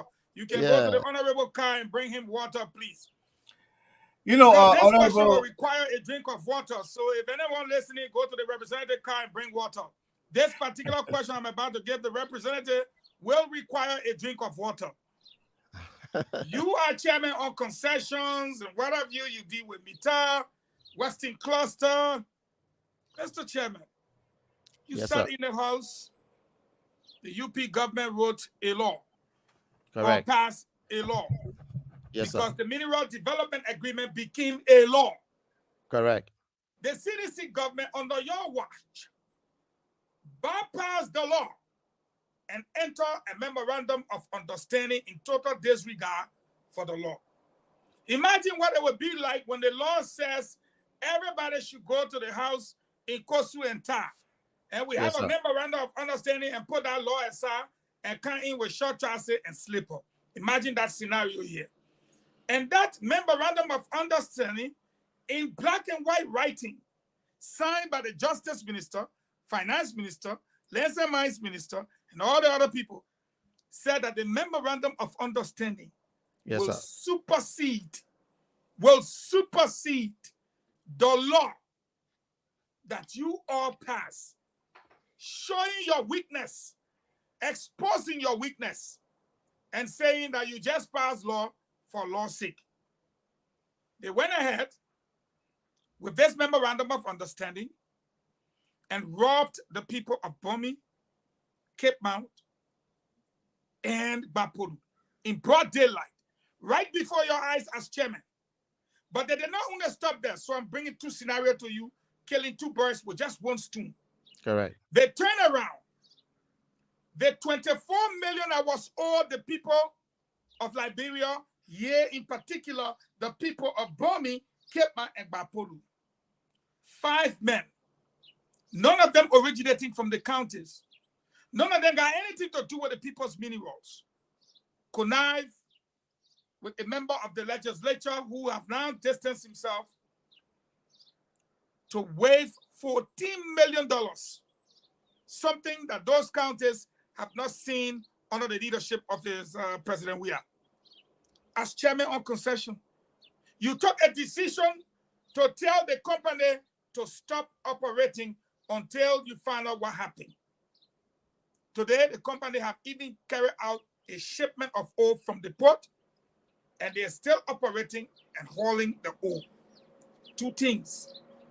How the Brempo can say how you manage for MOU to pass right under your elbow as chairman to step on the law that you crafted and your party made sure was enforced until this government came to swing.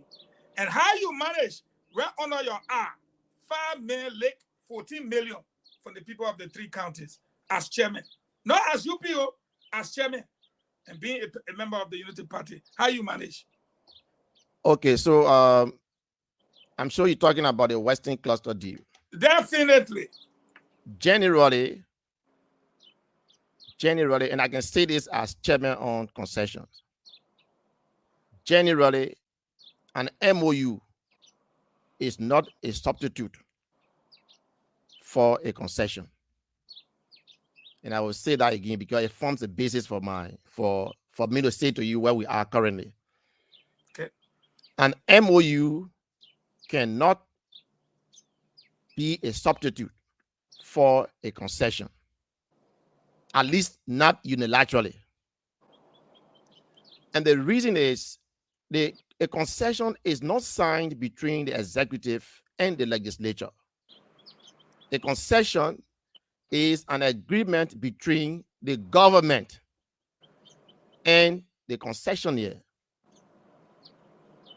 The Constitution is very clear, and it says all revenue bills in Article 34 DI, all revenue bills will originate from the House of Representatives, and it goes on a name. In the U.S. Constitution, it just says revenue bills.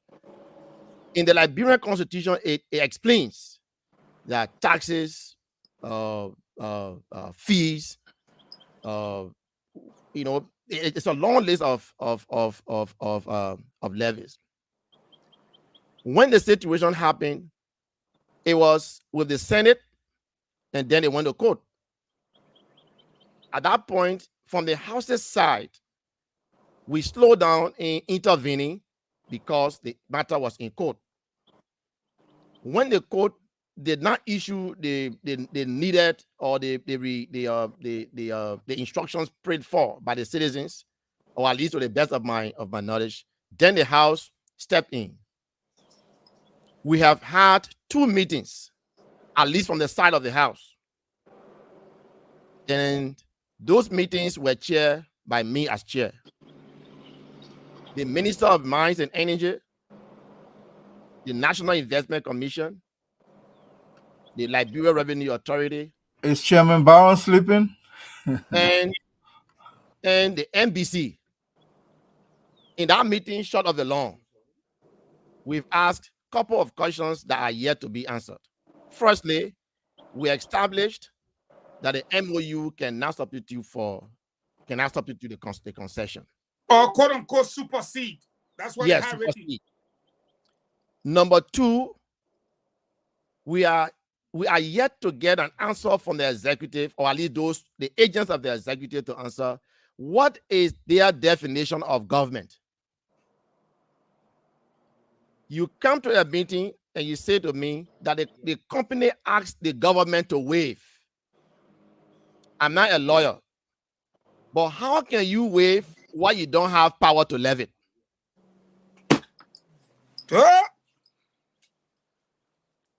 The Senate, are they following the proceedings at the Senate? I'm not sure I have heard that question yet, with due respect to the Senate. But those are the questions that we are asking. Let's even assume that it was so justifiable to waive the taxes that the company came and asked us and gave all reasonable explanations. And we saw as a country that it's justifiable to waive it. The power to waive is not with the executive, in our view, because the Constitution says that all revenue bill, the taxes, as a matter of fact, the only body authorized by the Constitution to levy taxes is the legislature. Yeah. Information. Can I comment, please, Representative? You know when they say information means that I have to have 30 seconds. It's a privileged motion, but this, I agree with you, and that's what I like you for. Thank you. But you putting this on the executive, and I see Leo shaking his head, Fadika confused, Remy Gray want to jump in, but you have members of your lawmakers flew to whichever country those guys came from, India, and they agree that Liberians bombing Cape Man and the other county really didn't deserve the $14 million, so take it out. You as an individual lawmaker right now, are you demanding? Are you asking the question? We understand the explanation, but the people of bombing, yes, and Bapolu and Grand Cape Man, they are demanding a $14 million. Yes, sir. Then they will go up and come down. Are we just hearing Sparta's story that, well, it will come, we ask question? Who authorized that one Senator Edwin Mervyn Snow that went over? You know, I don't want to bring this thing up again. Who authorized Justice Minister Musa Dane? Who authorized Finance Minister Samuel Ditwe? Who authorized the other minister from Lions Mines? Are you and energy? Are you? Can you talk to be very straight up with Liberians tonight? You have some power. You have some power that you possess. Can you? CEO, What did you do? What did you do when you heard that those 3 counties, and Fagon said they elect the people 40 million? But whatever way they did it, what did you do, Representative Masakwe? So I just explained to you that the House got involved, plus or minus, like 1 month ago. And I said we have had 2 meetings and we're trying to establish a few things. One, what authority do you have to waive? In the margin of law, I'm not a lawyer. The Constitution says the only body that can levy taxes is the legislature. So therefore, we levy the taxes. Who authorized you to waive it? I'm not even asking for the justification. I'm still asking about the law. And secondly, in service, at least we're made to understand in service that there are 3 branches of government, at least in our context. So I asked the minister, you said the company asked the government. And in your definition, you felt that government means the executive. When in fact, constitutionally, you don't have power to levy taxes. Only us can levy taxes. In my opinion, to waive it should be the power of the legislature or should be the function of the government. Government in this sense means the executive and the legislature, in our view. The executive has not answered that definition of government. We should have had a second meeting yesterday, and I can show you text messages between me and the Justice Minister, where he called me around 12 to say that there was a signing ceremony yesterday. I'm sure you followed the Farmington River Declaration, and he was asking us to postpone that meeting. As chair on the committee, I accepted the request because I don't want to have a meeting with Mines and Energy, have a meeting with NIC in the absence of the Justice Minister, because the Justice Minister is the legal arm. So these are the questions we are asking. If he asks, what have we done? Now, to mention a member of the House, CEO, the decision... No, I'm not a CEO. Come Stanton. Okay, Stanton. Yes, sir. Former CEO. Once a CEO is always a CEO. Stanton. The manner in which the legislature takes decision is not through one man. If there was any member of the legislature, it could be me, that I have a company and I say, look, Lofa House Wologizi, come and see. I can go and do that. But for a decision to be reached, it has to be reached by the legislature. And by our practice, decisions are taken not in living rooms. They are taken through the plenary of the House of Representatives or the Senate. Can you guys demand that money? Can you guys demand the money since you guys didn't change the law? Can you demand the money to come back? Now is the illegality of the waiver, and once that is established, the House of Representatives will demand that money. And I'm saying it here on national radio. Once the investigation is done and established, the House, at least I can speak for the House, will request for that money to be paid. When we had a meeting with the agents of the executive, it was in the presence of Western Cluster. The manager was in a meeting. And I said to him, your company is a corporate citizen. In other words, you are doing business here under Liberian laws. So the reason why I brought you to the meeting is so you understand that whatever decision is reached will affect your company. So I want you to be in the meeting. I have every reason to believe that once it is established first, and that's why I want the Minister of Justice to define to me government. So that when a company requests the government, it means the executive can unilaterally waive. Okay. Once that question is answered, then it is in perspective and a decision. We're running out of time because I was going to push you on the issue of, as you know, they got an MOU to push aside the MDA, which is a Mineral Development Agreement. The MOU has even expired by law. But assuming that was legal, it has expired. Assuming. Yes. Yeah, but it did not expire. They put their own in there. We got the paper. But anyways, we wanted to go to Lofa and talk about your late setting up of your things up there. But it would be unfair to Remy Gray. Remy Gray, you got your 2 questions to come in. deal with Representative Massaquoi as you see fit. Wearing your ANC All right. garment or your military garment, you are at liberty. No, I'm not going to be speaking from the party perspective per se, but a good day, Representative Massaquoi. Thank you. You know, the idea of strength is also also be relative, as if I can borrow from your mentality a little bit. You claim that the Unity Party is a strong party, or Very strong. maybe the strongest in the state. But let us reflect at some of the financial capacity, because finance is strength as well. We all know that the ambassador, the ambassador bringing in of Nukwe was one stripe on finance, and all this discussion about men can say all is inherent in You mean finance. alleged or assumed? No, I'm not assuming. It is for my own investigation. It was based on finance. It's not because Nukwe was a winning individual. You understand? And one can say Henry Costa loud noise about men can say all is also based on finance. We saw the Unity Party struggling when they went in that CPP, that low collaboration. It is said clearly that the UP never paid a dime because the Unity Party continues to struggle financially. We see now Henry Costa luring the old man into a little room, wavering $5 million. That is not, it's not confirmed. It's not confirmed. I must say that.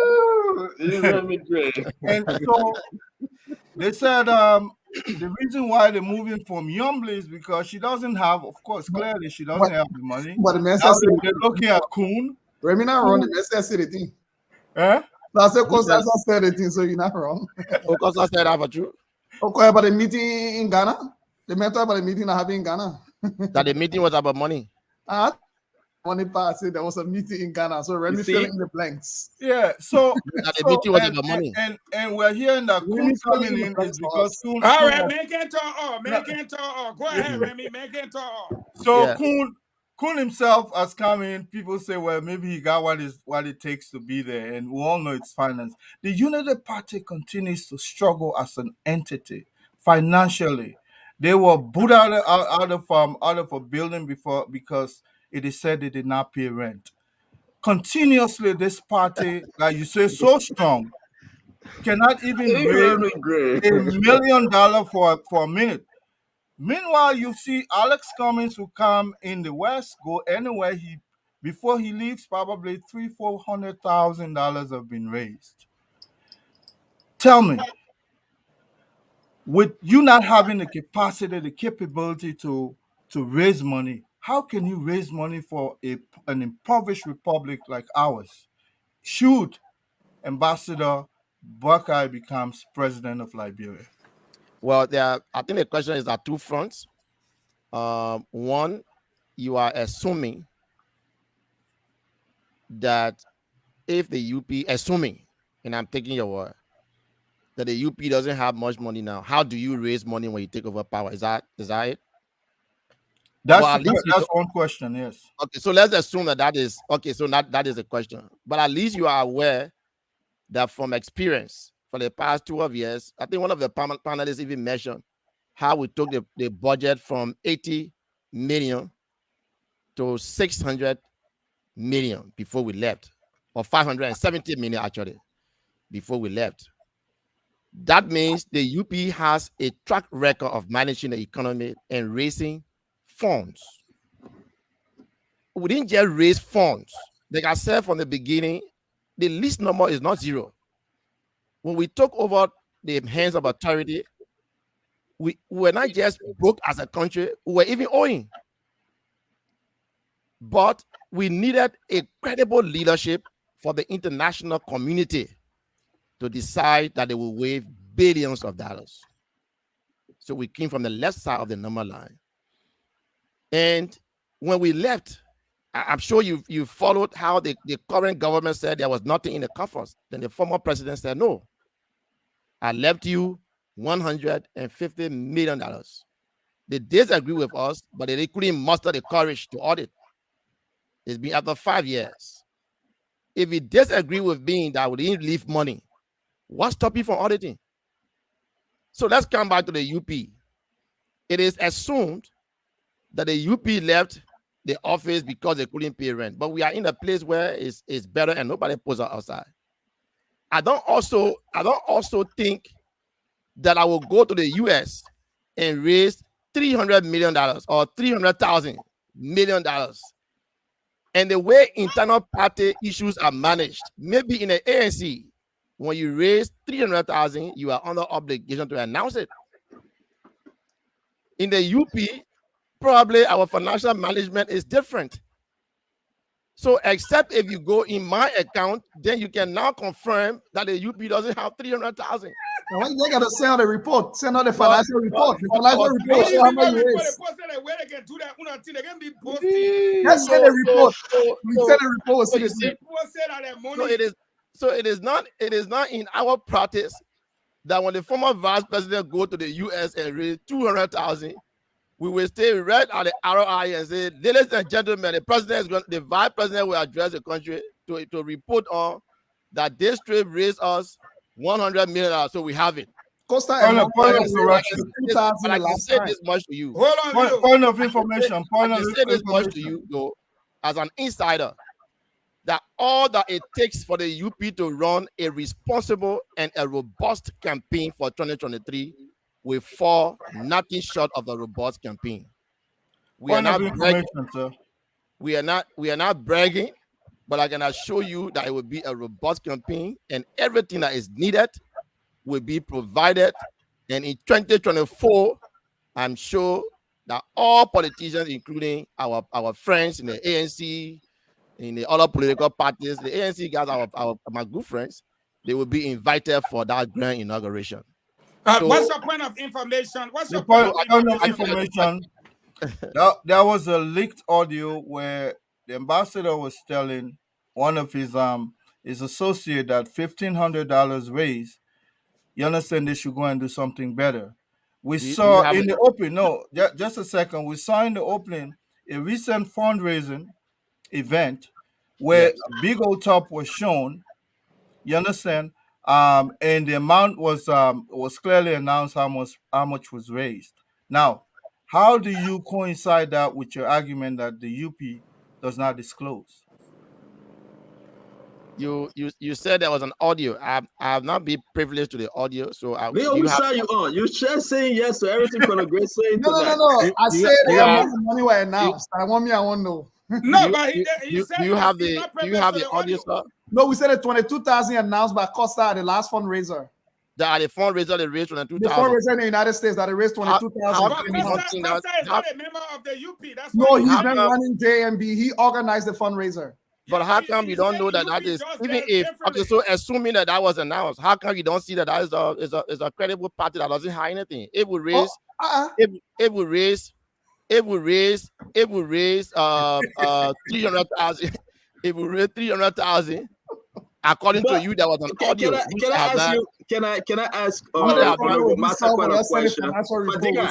Fadiga, can I take 30 seconds of your time because I know the moderator, Mr. Fagon, the former deputy minister Fagon, that George Manor will fire. I think he will agree with me. Oh, Representative Massaquet, though, does money will that be a problem? Look at our country situation right now. Correct. They agree with what Remy Gray said, because a lot of ANC folks say, well, we went to North Carolina, we raised 250. We went to Pennsylvania, we raised another one. We went to Chicago, we agree. Mr. Cummings and ANC, they are the only political party that raising the highest amount of money around the world. Yeah, they are the only political party that raising a lot of money. To be frank, they are.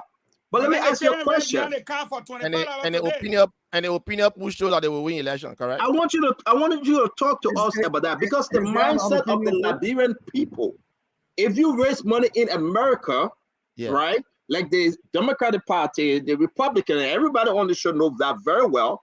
If you come to a district and you raise money, the highest amount, the chances of you winning that election is 90 to 100%, because everybody that contribute to you, they're supporting you. Unlike Liberia, though, if you raise money in America, you go to Liberia and the people say, well, America, I want you to talk to us about that, Representative Massaquoi, because something is happening. JMB, Mr. Cummings, ask 10 folks right now, open the phone line. Maybe 8 of them will say we're going to go with JMB. You know, I'm not yet supporting JMB, but I've been very, very straight up that it's not, the scale is not balanced though. It's good to raise money, but something about raising the money and turning the money into vote in Liberia. Talk to me on that, Clarence. Clarence, let me have that man rephrase the question to you, because that man, he want to start. He's trying to say that Cummings raised 200,000, 300,000. You know what I'm saying? Cummings lost 70,000, right? My man, don't put me in that situation, man. Let me answer the question. Yes, sir. I will attempt not to underestimate the importance of money in politics. I will not. Okay. I will not do that. Money is important. You need money to structure. You need money to campaign. But I can say this much without trying to grade the ANC, but it is very, very clear that the UP that you say is not raising money. If you are to open the lines now and say, how has the money raised by the ANC, how has it translated into political following? It is not in my place to determine, but you are a media person, so you follow. All that I can say to you, if you are to open the lines now and ask 100 persons to call, I bet that at least 70 or 75 persons will be a JMB person. JMB has become a brand. JMB has become a brand. And I'm not bragging about this. I'm sure even my ANC folks, and I hope this talk is not about ANC versus UP, but it's an established fact. So yes, you could go in the public and say, oh, the UP raised money, but the UP that is not raising money, in your word, and I'm using your word, is not raising money, but every opinion pool, not just on the radio, even in person, in Ganta, in Saclay, you move in the street and ask people in person, and they tell you, we have not met JMB before, but it is JMB that we are going to vote for. A representative, you didn't answer my question. And that's what I'm saying to you, that the UP has all that it takes for us to finance our campaign. There is going to be no decision that will be based on who brings the highest money. I can understand it's politics, so obviously we do not expect our opponents to take it lying down. When you have opinion polls shifting in your interest, people will not feel good about it. But politics is not a feel good club. I don't think it is. Did you get my question? So we can assure you that you may ignore your question, but great. Let's move on. Yeah. You ignore your question. All right. Now we've heard the second question is we've heard that Tila Yue friend has set aside $10 million. About the money, 70,000 about the money. I'm sorry. The 70,000 about the money. The 70,000. Yeah, the tire sovereign campaign. No, my question is. My question is. But the guy might come in. Okay, wait. My question is. Let's go with Conor. No. My second question. My second question is: we've heard that Tila Yue's friend, a Nigerian, has set aside $10 million for Ambassador Buckey's campaign. How credible is that information? And by the way, Madam Salif UP is not Ambassador Buckey's UP. So quit talking about Madam Salif UP, and let's talk about the ambassador's UP. How is he going to raise money for Liberia? You understand? If he can't sustain his own political campaign. He already said he got what it takes. Let's go to the question. I have already said to you whether it is one thing I can assure you though, that UP will not raise money from any source that is not, in our opinion. Whatever money we raise will be from credible sources, and I can assure you that the UP has always had what it takes to raise the number of votes to present our case to the Liberian people. We have been a credible party. We have proven over the years that we are a grassroots political party. The numbers are shifting continuously in our direction. And we can only ask all political parties, especially those in the opposition with us, agree with us. Politics is about a season at this particular time in our body politics. All of you on this show will admit to me that Joseph Newman Booker has become a brand, and that brand will be seated in the executive mansion in 2024. So, Representative Masakwe, how do you prove your money, where the sources they come from, when there's no financial reports we ever seen for the public to see? I think I said to you that we have a Freedom of Information Act, and I know the UP. That's exactly what he As said. a transparent party, why should somebody have freedom of information? The UP would not hide anything. Leo, he gave you where you can get First of it. all, if the UP was not filing her reports, I'm sure the Election Commission will have flagged it. Can we beg your indulgence to publish it? But we are a credible party. We are in no violation of any of the Election Commission laws, including the publication of the financial reports. We cannot say that we want to take over and introduce transparency or continue transparency. And in our management of our party, we cannot. But let me ask my brother. Okay, before you come, no, guys, I got a have you asked the NEC for the? I've actually written the NEC and what did NEC say? The reports were not filed. That was 1 year ago, 1.5 years ago when I wrote the UP. So what you again? 1.5 years ago, try to do it again. I will try again and get a response. 1.5 years ago. No, I asked for 3 years. I asked for 3 years, and it was no 3 years. Up to 3 years, nobody have filed their financial report with the NEC, according to the NEC. So all the political parties in Liberia in error then. All of them. I need some protection here. Yeah, you're protected. All right, Representative Masakwe. Yes, I see one of the longest standing lawmakers. My first question is, you voted for Eton Loan, you voted for the impeachment of Cabinet Jane. No. Did you? Or my sources, the information is not true. That information is wrong. As a matter of fact, you didn't vote for two, or didn't vote for none? I did not vote for Eton and Iboma Loan. As a matter of fact, I will check the records. What about Cabinet Jane? Hold on. Let me answer the question. I will check the records when first. Let's take it one at a time. Yeah. When the Eton and Iboma Loan was introduced, there was a resolution by members of the House of Representatives. I think it was about 37 plus that signed on our resolution asking the executive to borrow that money. Go and research that resolution. You will see no signature of mine. I did not just refuse to sign. I spoke against it and wrote a letter to plenary that this was wrong and that that document should be de-ratified. On the issue of Cabinet Jane, I was in session and I made sure I voted against. The records are there that I voted against and made it public. On those two decisions, you can check it and you will realize I play no role in those decisions. Thank you. Thank you. Second question. We'll verify that information. Vice President Peak, we all know Vice President Peak, the Vice President is the next person in line to become president. We have heard that Omen Boyka has not been in the best of health. So whoever he picks, give him an age too as well. Whoever he picks is just heartbeat away from the presidency.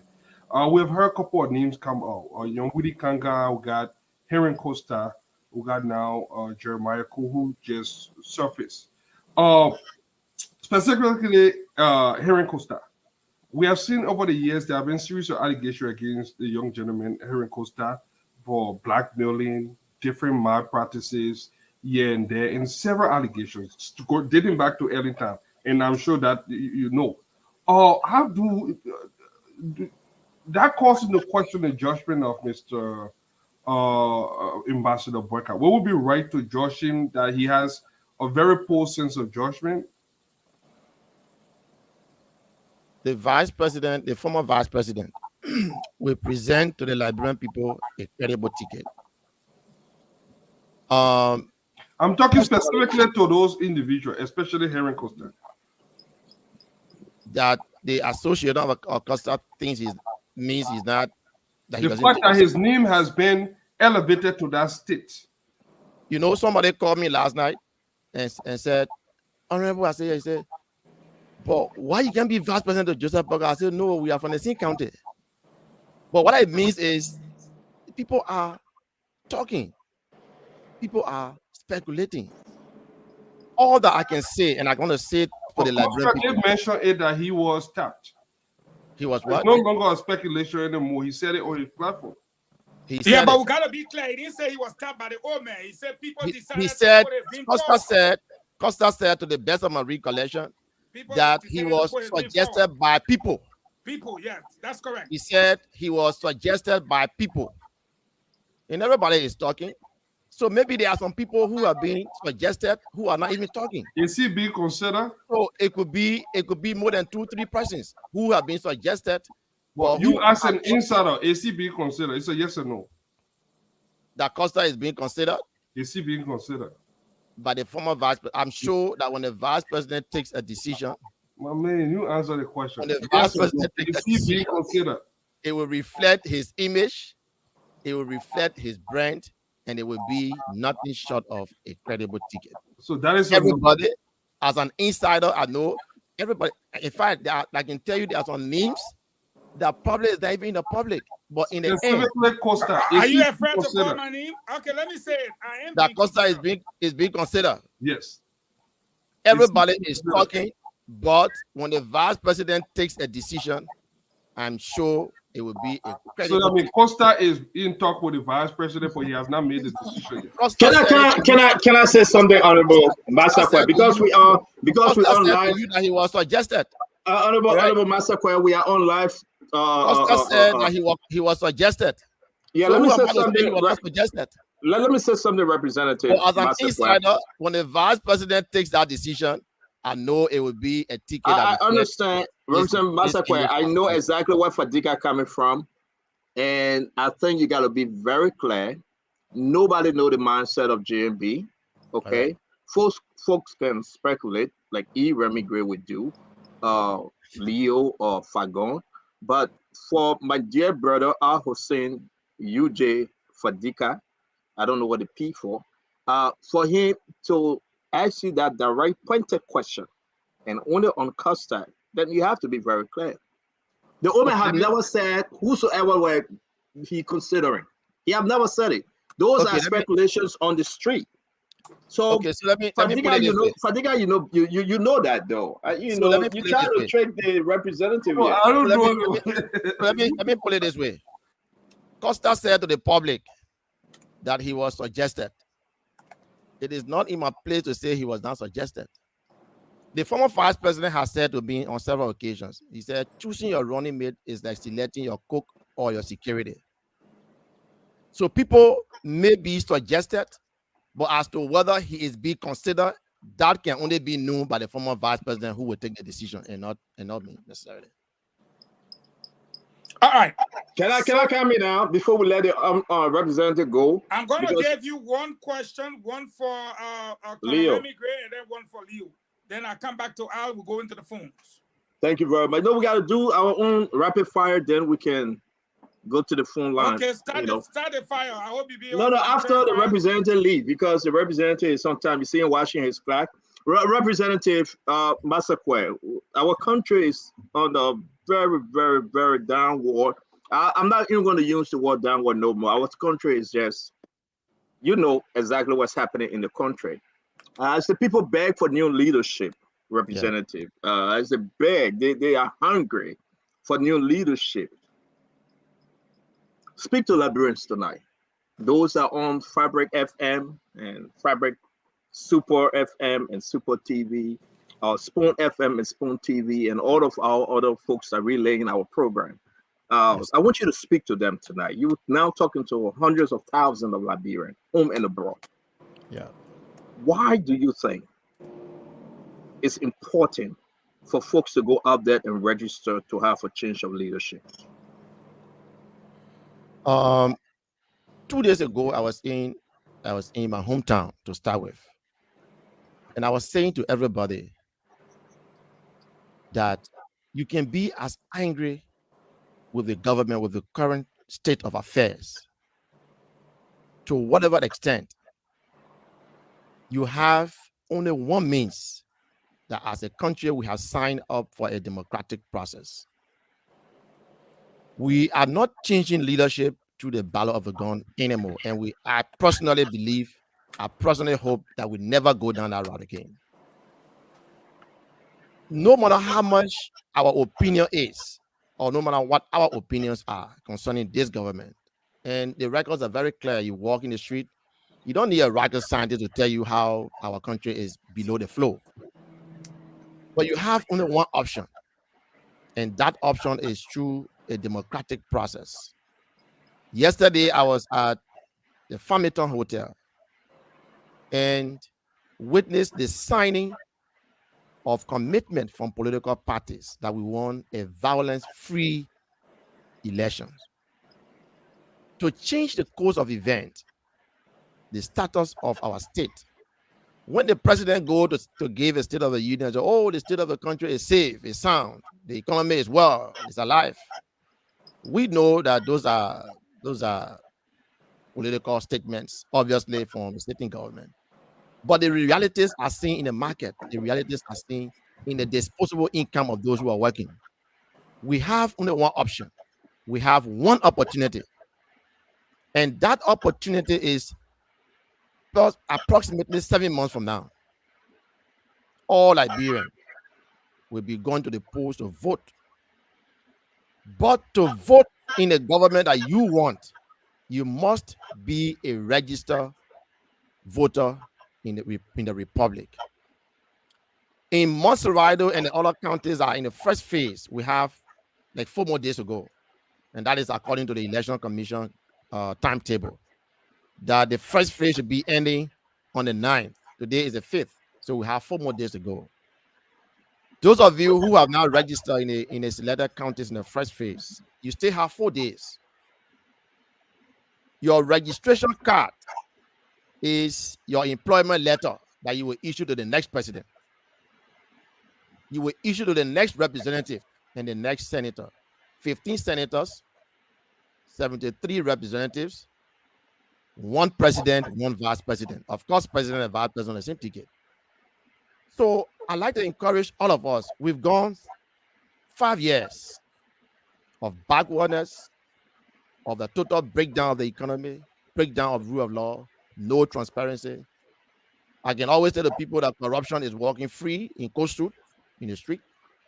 We have one option, we have one opportunity.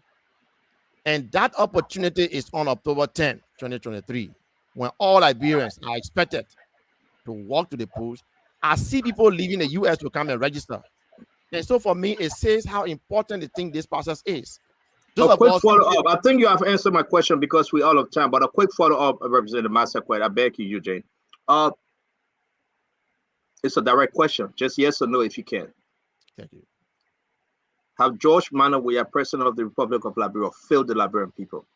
Have he failed in performing his duty as president? Yes. I'll move on and I rest. I know when we have you back next time, we'll have a firing show next time. But thank you very much for coming tonight. For just information purposes, tomorrow we'll be having Women Paid. Women Paid is running in Monserrado. Women Paid, former chairman of Unity Party. Women Paid will be the guest tomorrow. And we get other guests that will come unannounced because of the political affiliation. They do not want us to announce them. But thank you, Honorable Fago. Yeah, thank you. And you got to hang with us, man. We got something else coming up. I'm here.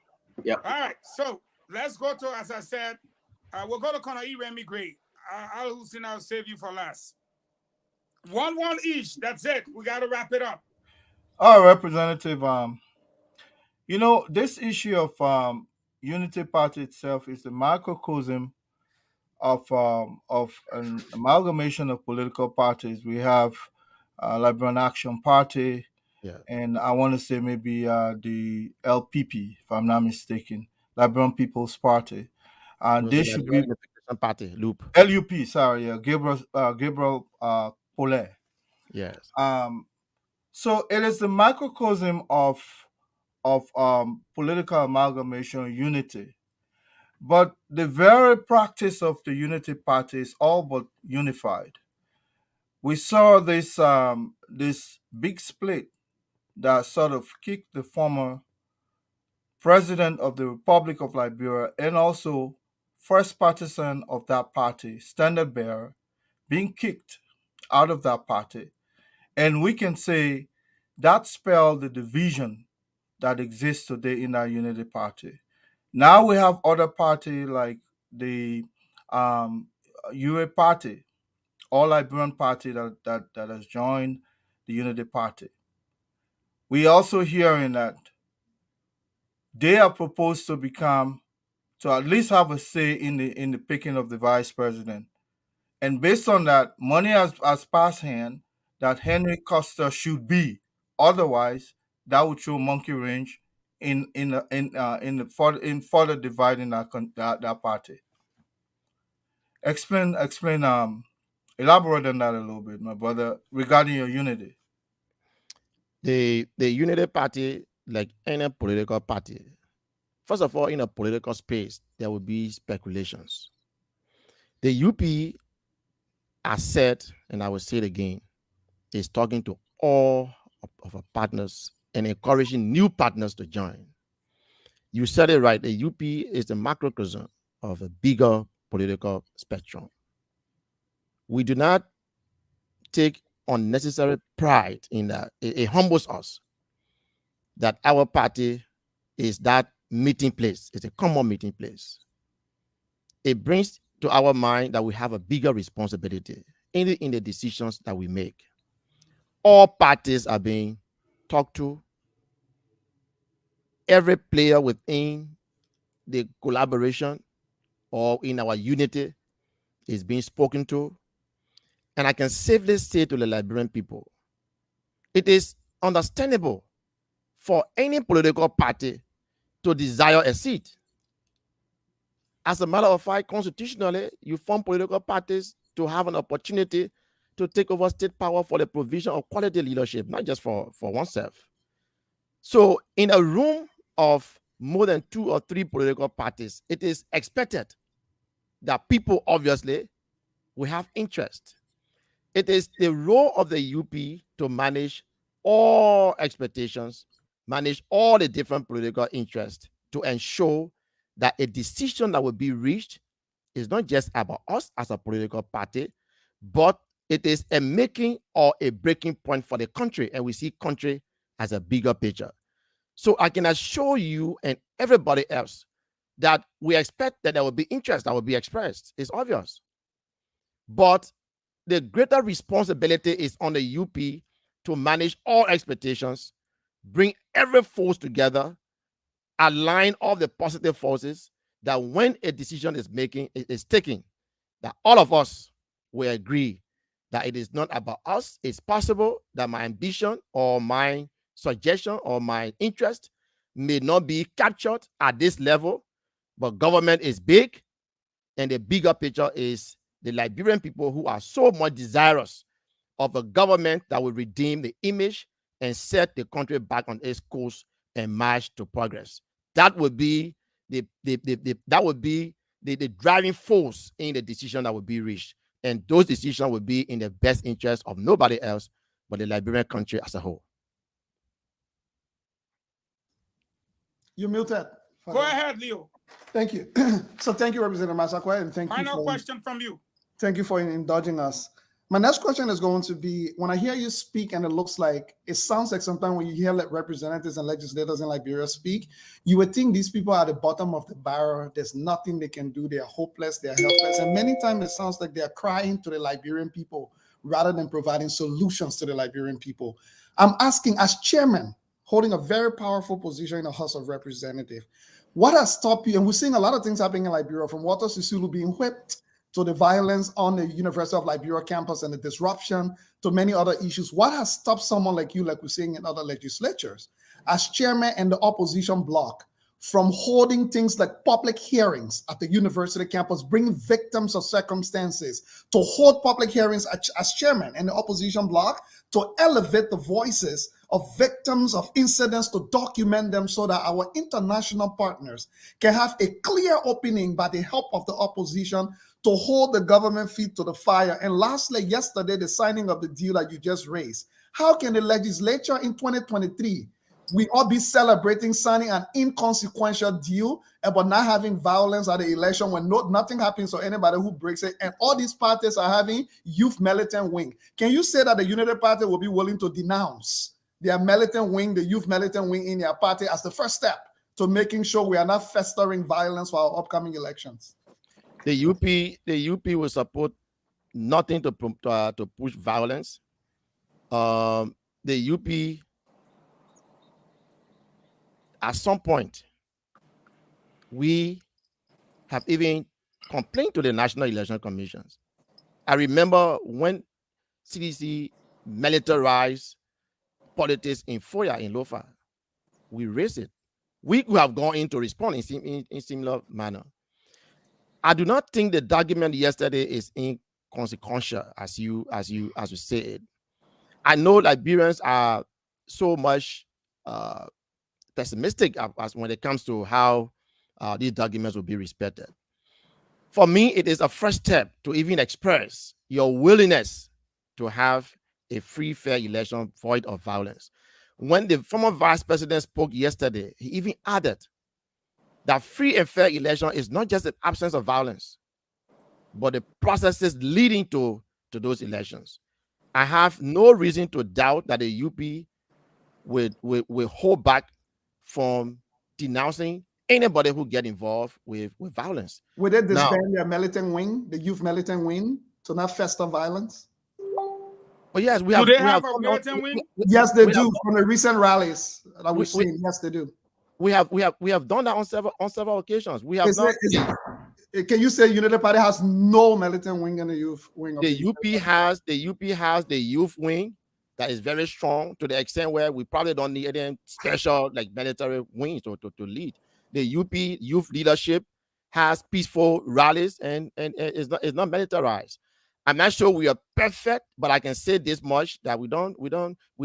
I think without pointing accusing fingers, we see it more with the CDC, and I hope with the president having a greater responsibility to make sure peace reigns, I hope they can reconsider that. But the UP has a very refined youth structure. I see that in other opposition political parties that we can express our disagreements, we can express our opinion on issues without necessarily being a militant or a military kind of fashion of politics.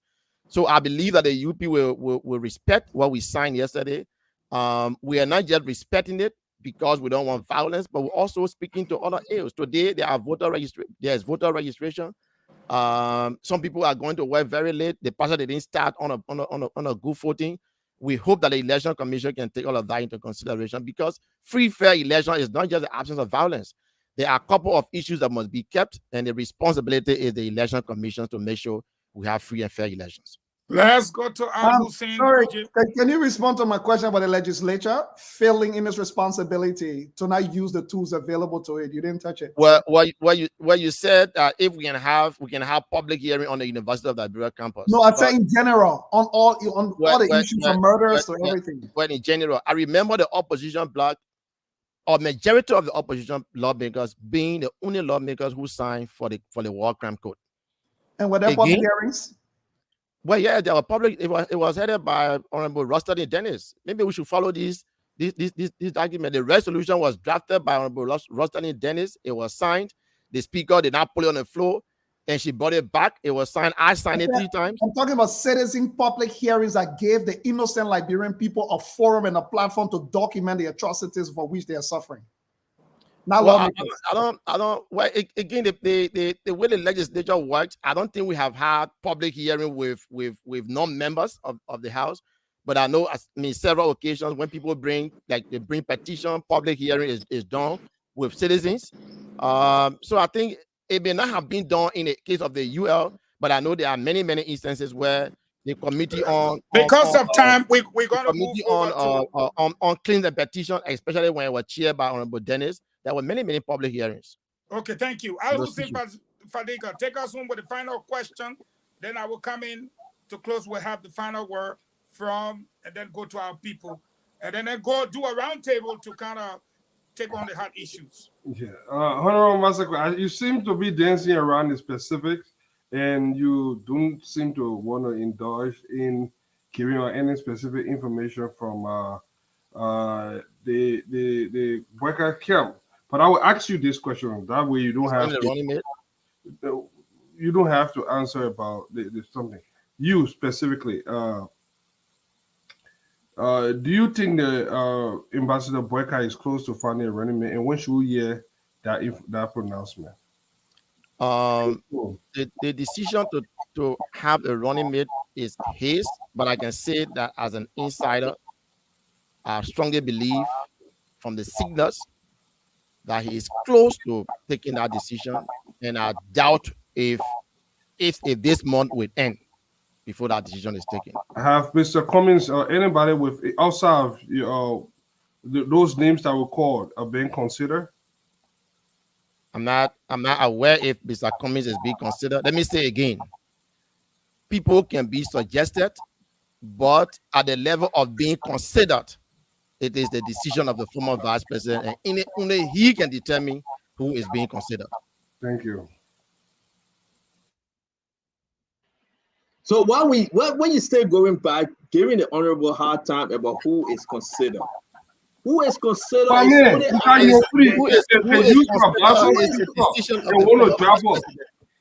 concerned about Yongwiri Kanga. No, but Yongwiri Kanga, you cannot cry more than the bereaved. Oh, that's my problem. Yongwiri Kanga, she's here in the United States. She's part of this thing. You cannot cry more than the bereaved. Yes, my issue. Yeah, maybe we can do the rapid fire and the honorable one. Let's do the rapid fire, please. Yeah, but yes, my issue, Fagon. We got Fadika. The man said that his sister. So what you want? I agree that his sister, but can't you at least wait? The honorable said give a couple of weeks. You said who been considered? Even Representative Clarence Massaquet will not say on this show that he know who JMB is considering. I can only say to you, who are those that somebody came and said he was suggested. So fine. Who is not on the list? All right, tell me who is not on the list. I can tell you who is not on the list. Al Hussein not on the list. Al Hussein is not on the list. I know for a fact that Fadiga is not on the list. I know for a sure that Lenny Gray is not on the list. But let me ask you this question. I know you will be is not on the list. No, I'm not on the list. Decision as to who will be considered can only be determined by the former vice president. The way nobody come and who knows, maybe money on the list. Yeah, we know that you're just on the list to complete that library you're building in Thinsville, Liberia. That's why you're on the list for. But let me ask you my final question, because I know you're about to leave us. Let me say this to you though. There's a problem right now.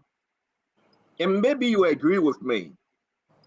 Those names that folks are mentioning, right? Those serious names. I'm not talking about the other names. Whether you say JMB or ABC, those folks that are making the decision as to who they will carry as the running mate. I don't think we have enough of them in Liberia. What am I saying? Let me give you some names. Jeremiah Kuhn, Yombi Kanga Lawrence. We heard the name Prince Moi. We heard the name Nema Bowie. You have only two folks without even naming Tawan Gonglo yet. If it is true that JMB said I'm going to take Jeremiah Kuhn. All right. Can you tell LeBron tonight that would be a little trouble for Arizona Cummings? Everything you know, your experience in politics, don't put on your UP cap, please. Just as a Liberian.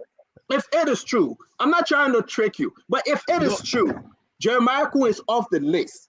JMB said I will stick with my picking Jeremiah Kuhn for the sake of Nimba. And Tawan Gonglo is still saying no to Mr. Cummings. Is Tawan saying no to Mr. Cummings? I'm saying if. It's a scenario I'm giving you. Okay? Then where are we? Because if Jeremiah Kuhn leave, Tawan coming in place. If Tawan said no, I know you're not from ANC, but isn't it a problem for Mr. Cummings? Or if Mr. Cummings still Jeremiah Kun? Isn't it a problem for JMB? What makes Jeremiah Kun so important? Let's be serious for a minute. What makes it so important right now? See, when I would agree with you to take the UP cap off a little bit. Thank you. I will bring it back after this question. That is from my experience. Even at the level of the districts, there's a regional politics. There are tribal politics. There are religious politics. Sometimes we don't say in the public so we don't sound divisive, but they are factors. So if you were to go and take Honorable Kun, obviously you know that Nimba is going to jump at it. So, oh, okay, it's Nimba's time. Obviously, you know it has implications. You are asking yourself, it's a give and take. I go and take a Nima person. How do I have the conversation among us, all of us who are around the table, that our table doesn't get disrupted? It is a very sacred situation we have. On the other hand, if you are to say, okay, I take Yomli, obviously it is expected that the Basel speaking people will run to the ticket. At this point, you have to take one person. But every decision there, everyone that is chosen, from my experience, as somebody who has won election 2 times, even the way you manage your campaign team has number implication, even in our districts. Because people believe that your campaign manager at the level of the district will determine to some extent who comes in your office, and they are competing interests, just as it is at the national level. If the UP were to pick Honorable Kun, obviously it means, and maybe not 100%, obviously you cannot get 100% of the vote, but I think majority of the vote for Nimba will flow in that direction. Our issue here would be, how do you manage the rest of the people around the table? On the other hand, if you are to take where you say serious, well, everybody is serious, but in this case, considering the regional politics, the Basel and the Nima situation, but I know that whatever decision you take, if you're to take a Nima person, obviously it makes sure, it will create a situation where Kumis probably cannot go to Nima anymore. And I don't know, maybe he could still go there. I'm not. I mean, he could go there with Tewon Gonglo help. He could still go there. Agree.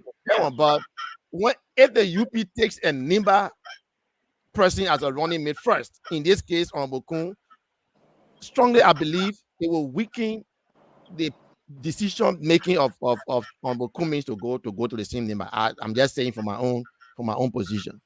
The UP is at a point where you have, like somebody said, the macrocosm, everybody is around the room. Our process now is, how do we take a decision that leaves the room intact? And we are far into that. I can assure Liberians that the table will remain intact.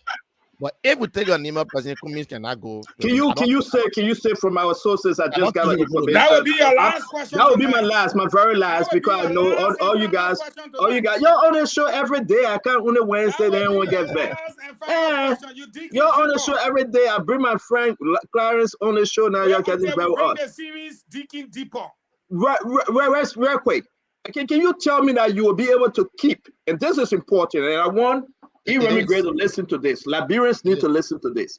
Can the UP keep the partners with Jeremiah Kun? Jeremiah Kun be on the ticket.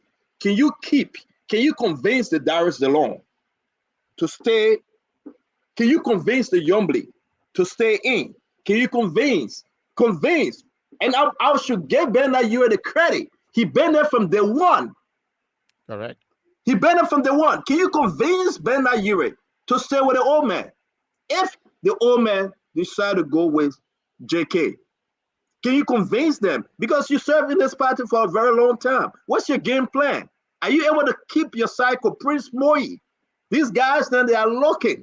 Prince Moyi, Yomli Kanga Lawrence, Jeremiah Kun. That's some guy coming from an independent perspective because he want to beat out a copy. Can you convince those folks to remain and be loyal to this ticket? You think you can do that?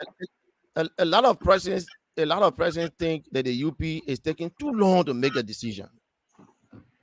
And these are some of the factors, or these are some of the variables we are considering.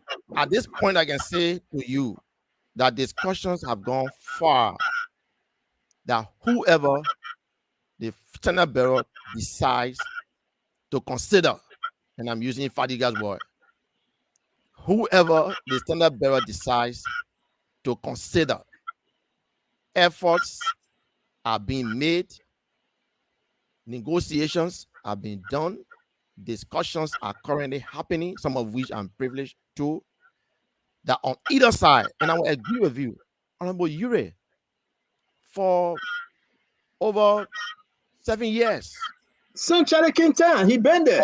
of partnership, I do not think that the former vice president will take a decision in total disregard to his friendship, to the loyalty that has been shown. I do not think that the former vice president will take a decision in total disregard to the friendship, to the loyalty shown by the folks in the Liberty Party, especially the Senator Kanga. I do not think the vice president will take a decision in total disregard to those who are key. Some of them may not be at that level where they are noticed.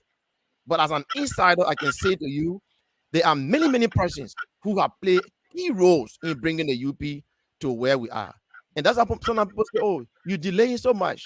The delay, yes, is, I can admit sometimes it's annoying to Liberians. They are so anxious to receive. I go to my own Lofa, and the people are asking me, when are you going to name? But I can say on this platform tonight that all the stakeholders are being spoken to, and we are in a position where we can say that the table will be kept because people are being spoken to, and it is our belief, it is our expectation, it is our hope, it is our effort that the table will remain intact, because this table, yes, is about our individual political parties, but it is more about liberating and rescuing the state. And all of those who you see around the table see Liberia first, and I'm convinced that when a decision is taken, either Senator Lawrence, Senator Kuhn, the UP is making every effort to ensure that when a ticket is chosen, it draws the right formula to help us win. Because let's face it, we all can decide to dismantle the table, and we go to election and don't win. What becomes the benefit? So we all are saying, look, gentlemen, let us look at a bigger picture. Today, it could be this person. Tomorrow, it could be another person. And it is a hefty tax for the UP. It is not a small initiative. It's not a small job that we have to do. But we can assure Liberians that a ticket that will be presented, that will win, that will secure us a state, that will redeem the state, will be done. We're doing everything to make sure the table is kept, and all other interests are being discussed, and we are sure they will be protected with due respect to our friendship, to loyalty, to the commitment that we have enjoyed over the years by partners who have worked with us for all these years. 649, let me let you know this. Questions from the people. They're saying you went ahead and you signed this commitment to a non-violent elections. Yes. What's going to happen? And I'm quoting one of the questionnaire. What's going to happen if the will of the people is subverted with all the irregularities that you see today? She went before the House. She testified that they were supposed to give her money by the 16th before you guys left for NEC. Money never show up. No money for NEC. No census report. No NEC operations going on at the moment. And as a matter of fact, the reality on the ground says the BVR is not as people thought it would be. The Constitution provides for the census, redistricting, and what have you.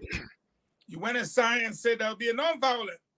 This person wants to ask you, what's going to happen if the will of the people is subverted? What will you do? One. Two, the second person On the screen here says, I am in the port.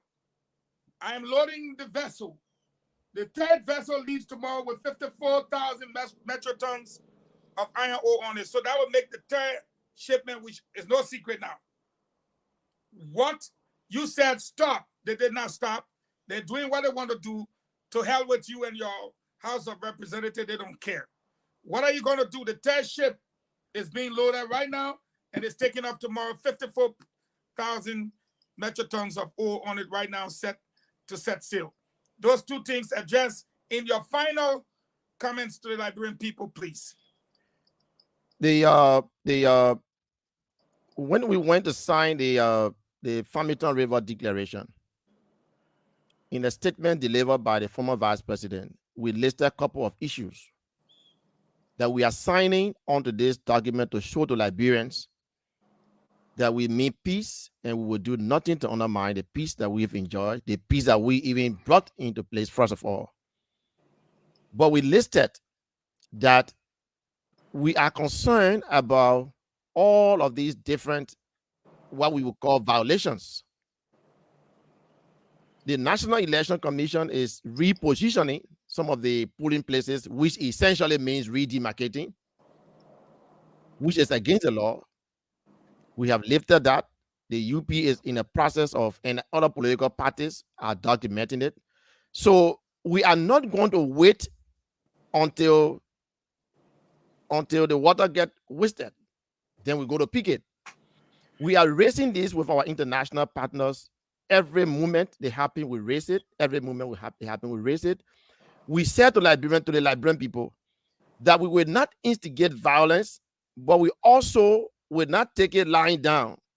If the will of the people is stepped upon by the current regime, in their opinion, that is the only way they can get not a mandate, but they can seize the mandate of the people illegally. Our international partners are here. So the UP is not going to wait until election results are read and then we say, oh, we were cheated. Every step of the way, we are documenting, we are informing our partners. I do not think that the international partners will want to wait until the wrong thing happens. So we are not going to wait. We are not going to be reactive. We are proactive, and that's why the statement was made, that we are signing this document, but with a caveat that we recognize that in Cape Mount, violent situations are happening. We recognize that this government is on record for not concluding any investigation. And so what I meant was, as much as we are signing, but we have some skepticism, we have some disbelief that this government is serious, that this government is committed to peace that she herself claimed to be committed to. So we are not going to wait. That's what we call all political parties. This is not just a UP issue. Yes, the UP is attempting to lead the opposition, but we must take note of every step of the way. Everything that we counted yesterday will be laid before our international partners, before the court, if it becomes necessary, because we also said that when we don't feel satisfied, we will make sure we use the court system. I hope that the court system itself will not be compromised. I hope it cannot be compromised under the current Chief Justice. She has pledged, she has made public her statements that election cases will be free and fair, fairly investigated. I can hope that will be done.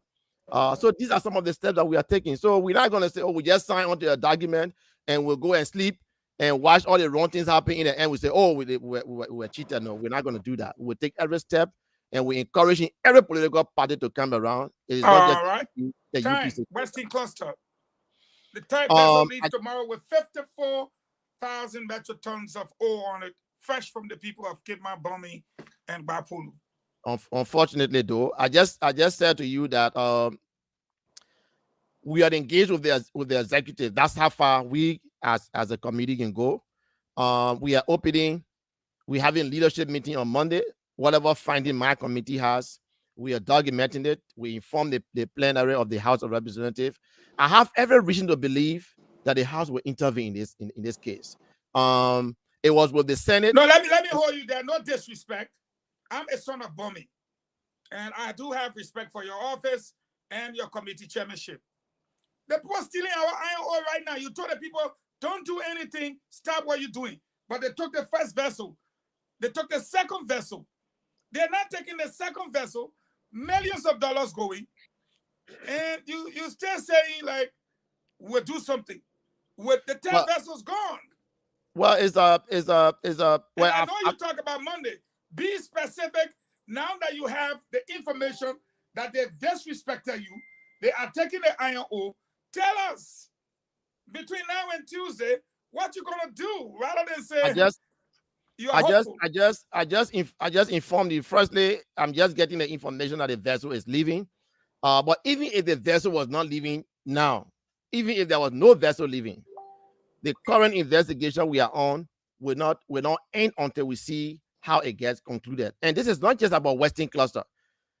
China Union is coming online, and I'm hearing in the corridors, I hope this is not true, that the same government agencies that waive Western Cluster taxes are in the process, either they have or they are in the process of doing some waivers. That's why you see me trying to take some steps, because this is wrong. Even if it is justifiable, let it be done through the right channel. If it comes to the people representative and they decide we levy these taxes and so we'll waive it, we will be left to answer to the Liberian people. But the Minister of Justice cannot unilaterally just waive. So this is an information. I cannot go to the port myself and say, look, I'm going to stand in front here to make sure. I can only use the means available to me. And that is, as chair on the committee, bring it to the full attention of the House so that it is not just done at the committee level, and make sure Liberians are aware of the steps that we are taking. Yeah, but you people brought me in front of that house. So bring the people back and say, we told you to stop. You still holding the people. I said to you that there was a meeting. The second one did not happen yesterday because we went to the signing process. And I can assure the Liberians on this platform. Well, yeah, we brought you to session. Yeah, we are on I think you need to be held in contempt. No, don't forget that we are on break now. So in the absence of the full plenary, committee will be acting and the leadership until we have full plenary in May. Okay. But the committee cannot wait for May opening before we start the work, because time is not waiting. The people are not waiting for you. I understand that the Western Cluster pay $5 million already to the people of Bumi, Cape Mount, and Bapolu. $5 million seems to be a big money, but for me, I'm not concerned about the amount of money you pay. I have said to them, you pay $5 million, good, but $5 million is what? You should have paid $24 million, $23 million. So $5 million is good, but the first place is you should not have even benefited from waiver. That is my issue, and that is the committee's issue. When we establish the issue that you should pay the $24 million, you gotta go. The $5 million will be deducted. You pay the difference. And I know Liberians are anxious to see what will happen. It hurts me as a person, as a Liberian, to see how things go the way they go. I'm only waiting for the Justice Minister to define for me what is government. So if the government is taking a decision, is it only the executive in this case, or the executive and the legislature? It's a difficult seat to sit in, and I can admit that to you. But we will do our best to make sure Liberians are convinced that we are doing what we can do in our powers to make sure the right things are done. CEO, any final word before we take leave and give our final thoughts? No, I think I want to appreciate the Honorable Representative Clarence Massaquoi. I appreciate you a lot, and I know you're running again. I don't know how far and what you have done for your people, but next time we'll ask you about your district and what you intend to do more for that district. We appreciate you and we wish you success. Thank you. Thank you very much. On the show, I'll give you 1 minute to say something to your people in Lofa, because we robbed them tonight on the basis of national politics. But I'm sure they are aware that national politics trumps local politics. So we'll bring you back for the local politics whenever you avail yourself. But your final word. Well, yes, we didn't have time to talk to the people of Lofa, but whatever we discussed today includes Lofa, because we're talking about national leadership. I appreciate the confidence that the people of Lofa have given me for the past years, and I cannot grade myself, but I know that we've gone far into the re-elections. I appreciate the confidence. I appreciate the support, the level of support from the young people, from across the county. somebody called me and said, "Why you can't run to be senator?" I said, "Well, let's wait for destiny." So the people of Lofa, I appreciate all of what we have done together, all of what we've been able to achieve. I know people, say you're doing well again, but it's not a one-man show. I appreciate the communities. I appreciate my party that have always stood with me, the UP, that's taking me to the ballot box 2 times, and they are about to take me for the 3rd time. I appreciate it. All of what we have achieved for the people of Lofa. I'm not sure we want to celebrate one victory, one success story forever. We look for new opportunities to make sure new things are done. We have a lot of job to be done. Let's work together. One Lofa. We have 6 tribes, but we are all the same people. I will always try to be at their disposal. I'm not sure I have answered all the questions. I have done all of the things that you asked me to do. I can only do what my power can help me to do. But I will continue being your servant. And like you said, the next time I come, we can talk more of Lofa. But thank you to the people of Lofa for keeping me for all these years. And I hope we have been able to have a good time. And after the 2023 elections, I hope we can have new opportunities to do more for our people. Thank you so kindly. Thank you very much, and thank you for being with us, folks, in Radio Land, television, online, everywhere you find yourself. We've had with us I would say the political maestro. I would refer to him, Representative Clarence Massacre. You saw how he flew. He did not stutter. He did not mince his words. He was straight to the point most of the time. We want to thank him for being with us. He's the representative of District 3 in Lofa County. We'll now do our little close up because it's 7 o'clock. The guys got to go. We'll take, gentlemen, we got to let the guys go. We'll take 1 minute each and just wrap up what we thought about the representatives' comments tonight relative to what we discussed, just in your own little summary. We'll start. I don't know. True. I don't know where is Fadika. I wanted to pick on Fadika a little bit, but he disappeared. Fadika said that his sister, why did he choose his sister? That's why I can tell you. You sat around the platform and saw Fadika fighting for his sister. So now that I want to say this real quick. Let me say my closing real quick, and I have to leave the office. It is important for us to understand, Fagon, that something is happening in Liberia. Something is happening. I spoke to a senator today, and he said, Stanton, people are calling for. It was Senator DeLon. He had a podcast. So I spoke to him today. He said people are calling, say they might extend the voter registration. But folks are staying home. Even with the limited, you say you got 4 more days left, go and register to vote. But you cannot say extend the voter registration and you're sitting at home and you're not trying to register to vote. People got to go and vote. But people staying all day. People got to register. You have to exercise. Listen, let me say this, and I think this is why I intended to play. I don't know whether James got this. James, something I don't know. They don't have a clip. I sent it to James to put it up. It is important. It's encouraging everybody to say go and register to vote. Go and register to vote. Register to vote. Don't cry wolf and sit there and say, well, this thing people are not giving us the time. Because this is a new thing, Leo. This has never happened before in our country. This biometric something, it's new. Even Obamacare, like Dana and myself, we were talking. When Obamacare came up first, we had problem, we had issue. The country will overcome it. But I want to pivot a little bit. Did you guys discuss about the incident in Korea? Oshio, do you think that was a biometric? But listen, it wasn't, but Liberia is kind of different. No, it's you know not. what I mean? It's you not. know what I mean? Let me ask you a question. Say you're not jumping to my closing argument, I will ask you this question. Because you know what? I'm confused. Your party ANC flag and they went to the court. Are your political leaders, are they registering to vote? Your party leaders, are they registering to vote? No, folks are registering. Are your party leaders registering to vote? All of them. Okay, thank you for saying that. The reason why I'm saying that is like I'm confused. You are holding the government and you are holding NEC to an account. You took them to the court, right? But then on the other hand, you are registering to vote. One of these days, can you explain to the Liberian people how you want this thing to happen? You want them to shut it down, but yet and still you're exercising your right. You're going to register to vote, correct? They have to. Okay. That's the law we have right now. Until we can challenge that law successfully, you have to go with what exists.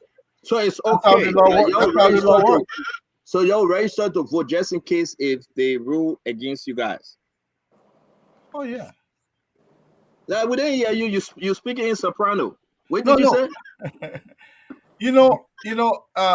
I was just saying that if that is the law that exists, you have to go with that law until you challenge the law successfully, at which point you can move forward. Okay. But right now, what CDC wants you to do is to boycott, and then they will go with what exists, and that's how So I mean, it's fair. I gotta go. yeah, It's fair. that's how I'm sorry. 2011 came into being. I gotta go. CDC But boycott 2011, but Madam Saleh won what exists, and she won the election. Remy, I agree with you. Not to waste our time, we're done. But let me say this in 30 seconds. The reason why I asked for Fadika, what's your business about JMB finding that VP? It will come. The devil is in the detail. Who's the devil in the details? That's what we want to know. If Akun will know how to Fadika, my regret, and let me say this to my fellow Liberians out there listening to us. We all should understand this. No. Let me say this. We all should understand. Okay, let me leave the people alone. I will keep them for another time because Leo said I'm gonna let it go. I would like to play a clip that somebody sent me from Facebook. People I can talk about people. But let me let it go, yeah? That's okay. Let it go. I want to say, Fagon, thank you. Leo, as always, we want to appreciate you. Al Hussein, Iremi Great, we want to say thank you. And Dr. Richardson is off today. Salamatu is off. They are mad why I come on the show when they are off. Because I'm a feminist in chief. That's why I come on the show when they are off. Okay.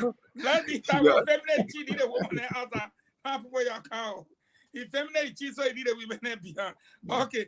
But guys, fairness to the guys, it's 7:08. Leo, can you use 1 minute to just say what you want to say in your closing, and then Al Hussein, and then Iremi? Yes, pretty quickly. I think it's, first of all, good to have Representative Clarence Masakwe on here, but I've repeated, to hear Liberian legislators talking as if to say they are the office boys at the legislature from me in a sorrowful way, complaining to the Liberian people of everything that goes wrong, I don't buy it. If you're elected by the Liberian people, you got power when you're in the legislature.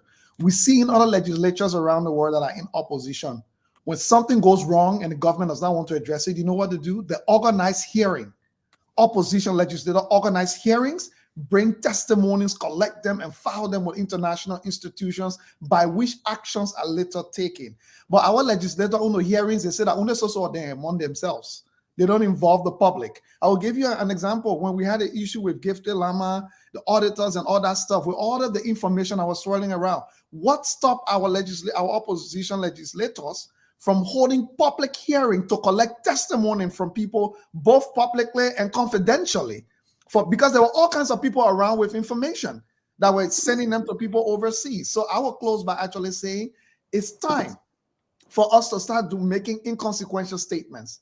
The document signed at Farmington yesterday, like we were saying in the past, as I speak to you tomorrow, a group or one grouping from one party will go in the streets and do something, and all we hear will be speeches, because as long as these agreements are inconsequential, at the end of the day, if that document would have even said, for example, that if any official arm of a party, officially recognized arm of a party, goes ahead and get involved in any type of violent activity, that party could be suspended or a candidate could be denied by being involved. Then we're having teeth to bite. Then we know people are serious. But I will sign any agreement that has no consequences if I don't obey it at all, because it's not binding. Thank you.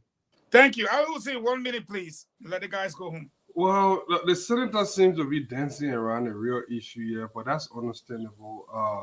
The thing is, we are concerned in as much as we grow the senator to the representative today. We also understand that the UP is part of the opposition. Like they are hidden, they are an integral part of the opposition. And in order to remove this regime, we will need every side. So the senator the representative did mention something about the United Party trying to lead the opposition. I can see how they will lead something that is destroyed. And in as much as we want to put some of these things behind, they are still there. These are things that happen that that I think grown folks need to sit in the room. What I did not hear from the representative was a unity among the opposition. I see them doing their own thing, and I'm very concerned that if everybody do their own thing, at the end of the day, Georgia will be elected and sworn in January. Mark my word. Don't say it. Call me novice, call me naive, call me anything. It is becoming glaring every day. If people do not put their ego aside, personal differences aside, and everybody keep taking style and marrying a position, it will be disastrous for the opposition because the morale among voters is low. And the reason it's low is because people do not trust that the opposition, there is that uncertainty there. So when I see him, and something one, I was concerned too about Yamburi Kanga. The VP Boyka have toured with plenty of people. He got Costa, he got Yamburi, he got Nakun in the midst. Who else? He needs to make up his mind because the indecisiveness of the VP is kind of destroying the Unity Party as well. This is just staying as an outsider. It will cause a problem because he risks losing a lot of those people that stood by him when they were already on one leg. Now they have resuscitated. They seem to be trying to abandon those people, and I think there will be backlash. And we should wait for that. And communists could benefit from it, but I still believe that the way forward is opposition unity. 712, Remy Gray. Well, I'll just rejoin from what Al Hussein just said. The fact that the VP made his VP pick a factor in this election itself would dent any shining star that will come forward or that's looming over the Unity Party, especially the Ambassador Booker. Sometimes it's good to be clear.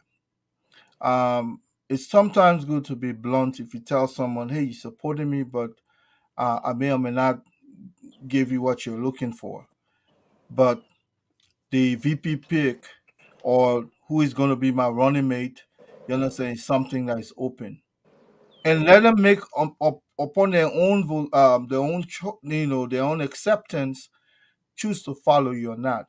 But when you reasonably induce someone to believe that they are going to be the one, and then you pivot, that can create some bad blood. And I see that civil war coming into the Unity Party as well. Costa is not going to go down easily. I don't know about Yumbly or maybe Senator Dillon. I don't know how they'll take it. But Yumbly did not come into this because she wanted to be pro temp. She could have done it without even joining the Unity Party. I mean the women's ambition. But why am I saying this? Now you looking at Senator Kuhn. Now let's look at Kuhn's own proximity. Where there is Prince Johnson, there is Kuhn. How is the international community going to look at Kuhn and his proximity to PYJ? A lot of things loom. When we talk about politics in general, people can always say it's local, but sometimes you have to look at the international indignancy of politics itself. What are they going to think that this Kuhn guy, his proximity to PYJ, no offense to Senator Prince Johnson, but he has a special position in the eyes of the international community, more especially with War Crimes Court. So that also can throw a dent. So there are a lot of things going on that we all must be able to look. So as as UJ said, I still look forward to that unity between Mr. Cummins and the old man vis-a-vis the Unity Party and the CPP. We have to have that unity existing. Even if it means swallowing the bitter pills, going in the room and letting them decide who comes out as the top of the ticket, that should be done. And I think that's a win-win going forward. Thank you. Well, thank you very much. And I want to say thank you to all of these guys. You guys, usually I don't have a final say when I moderate. I like to have my say when I'm not moderating. But tonight was an awesome show, I must admit, by all standards. And I must say, James and Baron, I'm so excited that Byron did not sleep tonight at all. But what he was doing in the back is No, I heard everybody's some guess. sound there, man. I heard sound there, man. And you know the thing about it, they both come out smiling tonight, which is unprecedented. They always come sleepy. But tonight, these two individuals are up to something. I want to let the Liberian people know in my closing, it is unprecedented for them to come from the back to and then just laughing, smiling. I have to say something happy. I mean, even when the former CEO were calling them to play the video, they were not available. When we were calling them to talk serious matter, they were not available. We said we were ready to go. They left their drinks at the table and came to close. That is not an indictment. That is not a fact, but it's a fiction that can be considered. Thank you guys for joining us wherever you are. We say thank you to all of our panelists, Leo, Al Hussein, and retired Colonel Iremi Gray. Thanks to Byron and our own producer, Good Day.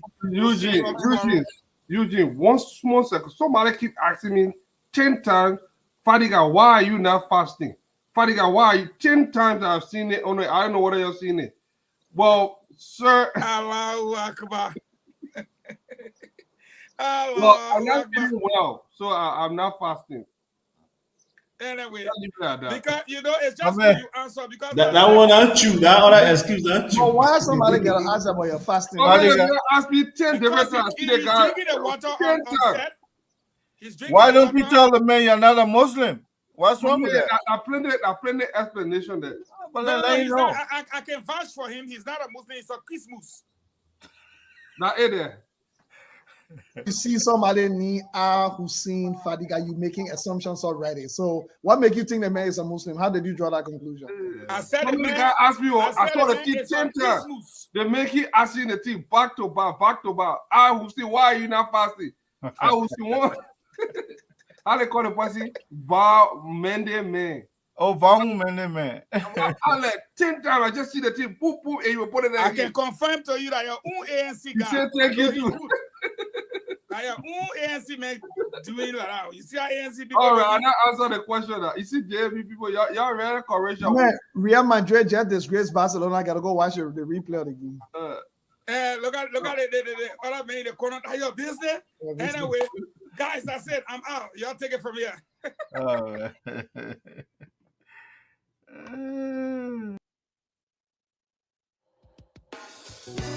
Yes, sir. A special one. Well, this is our love to take leave of you.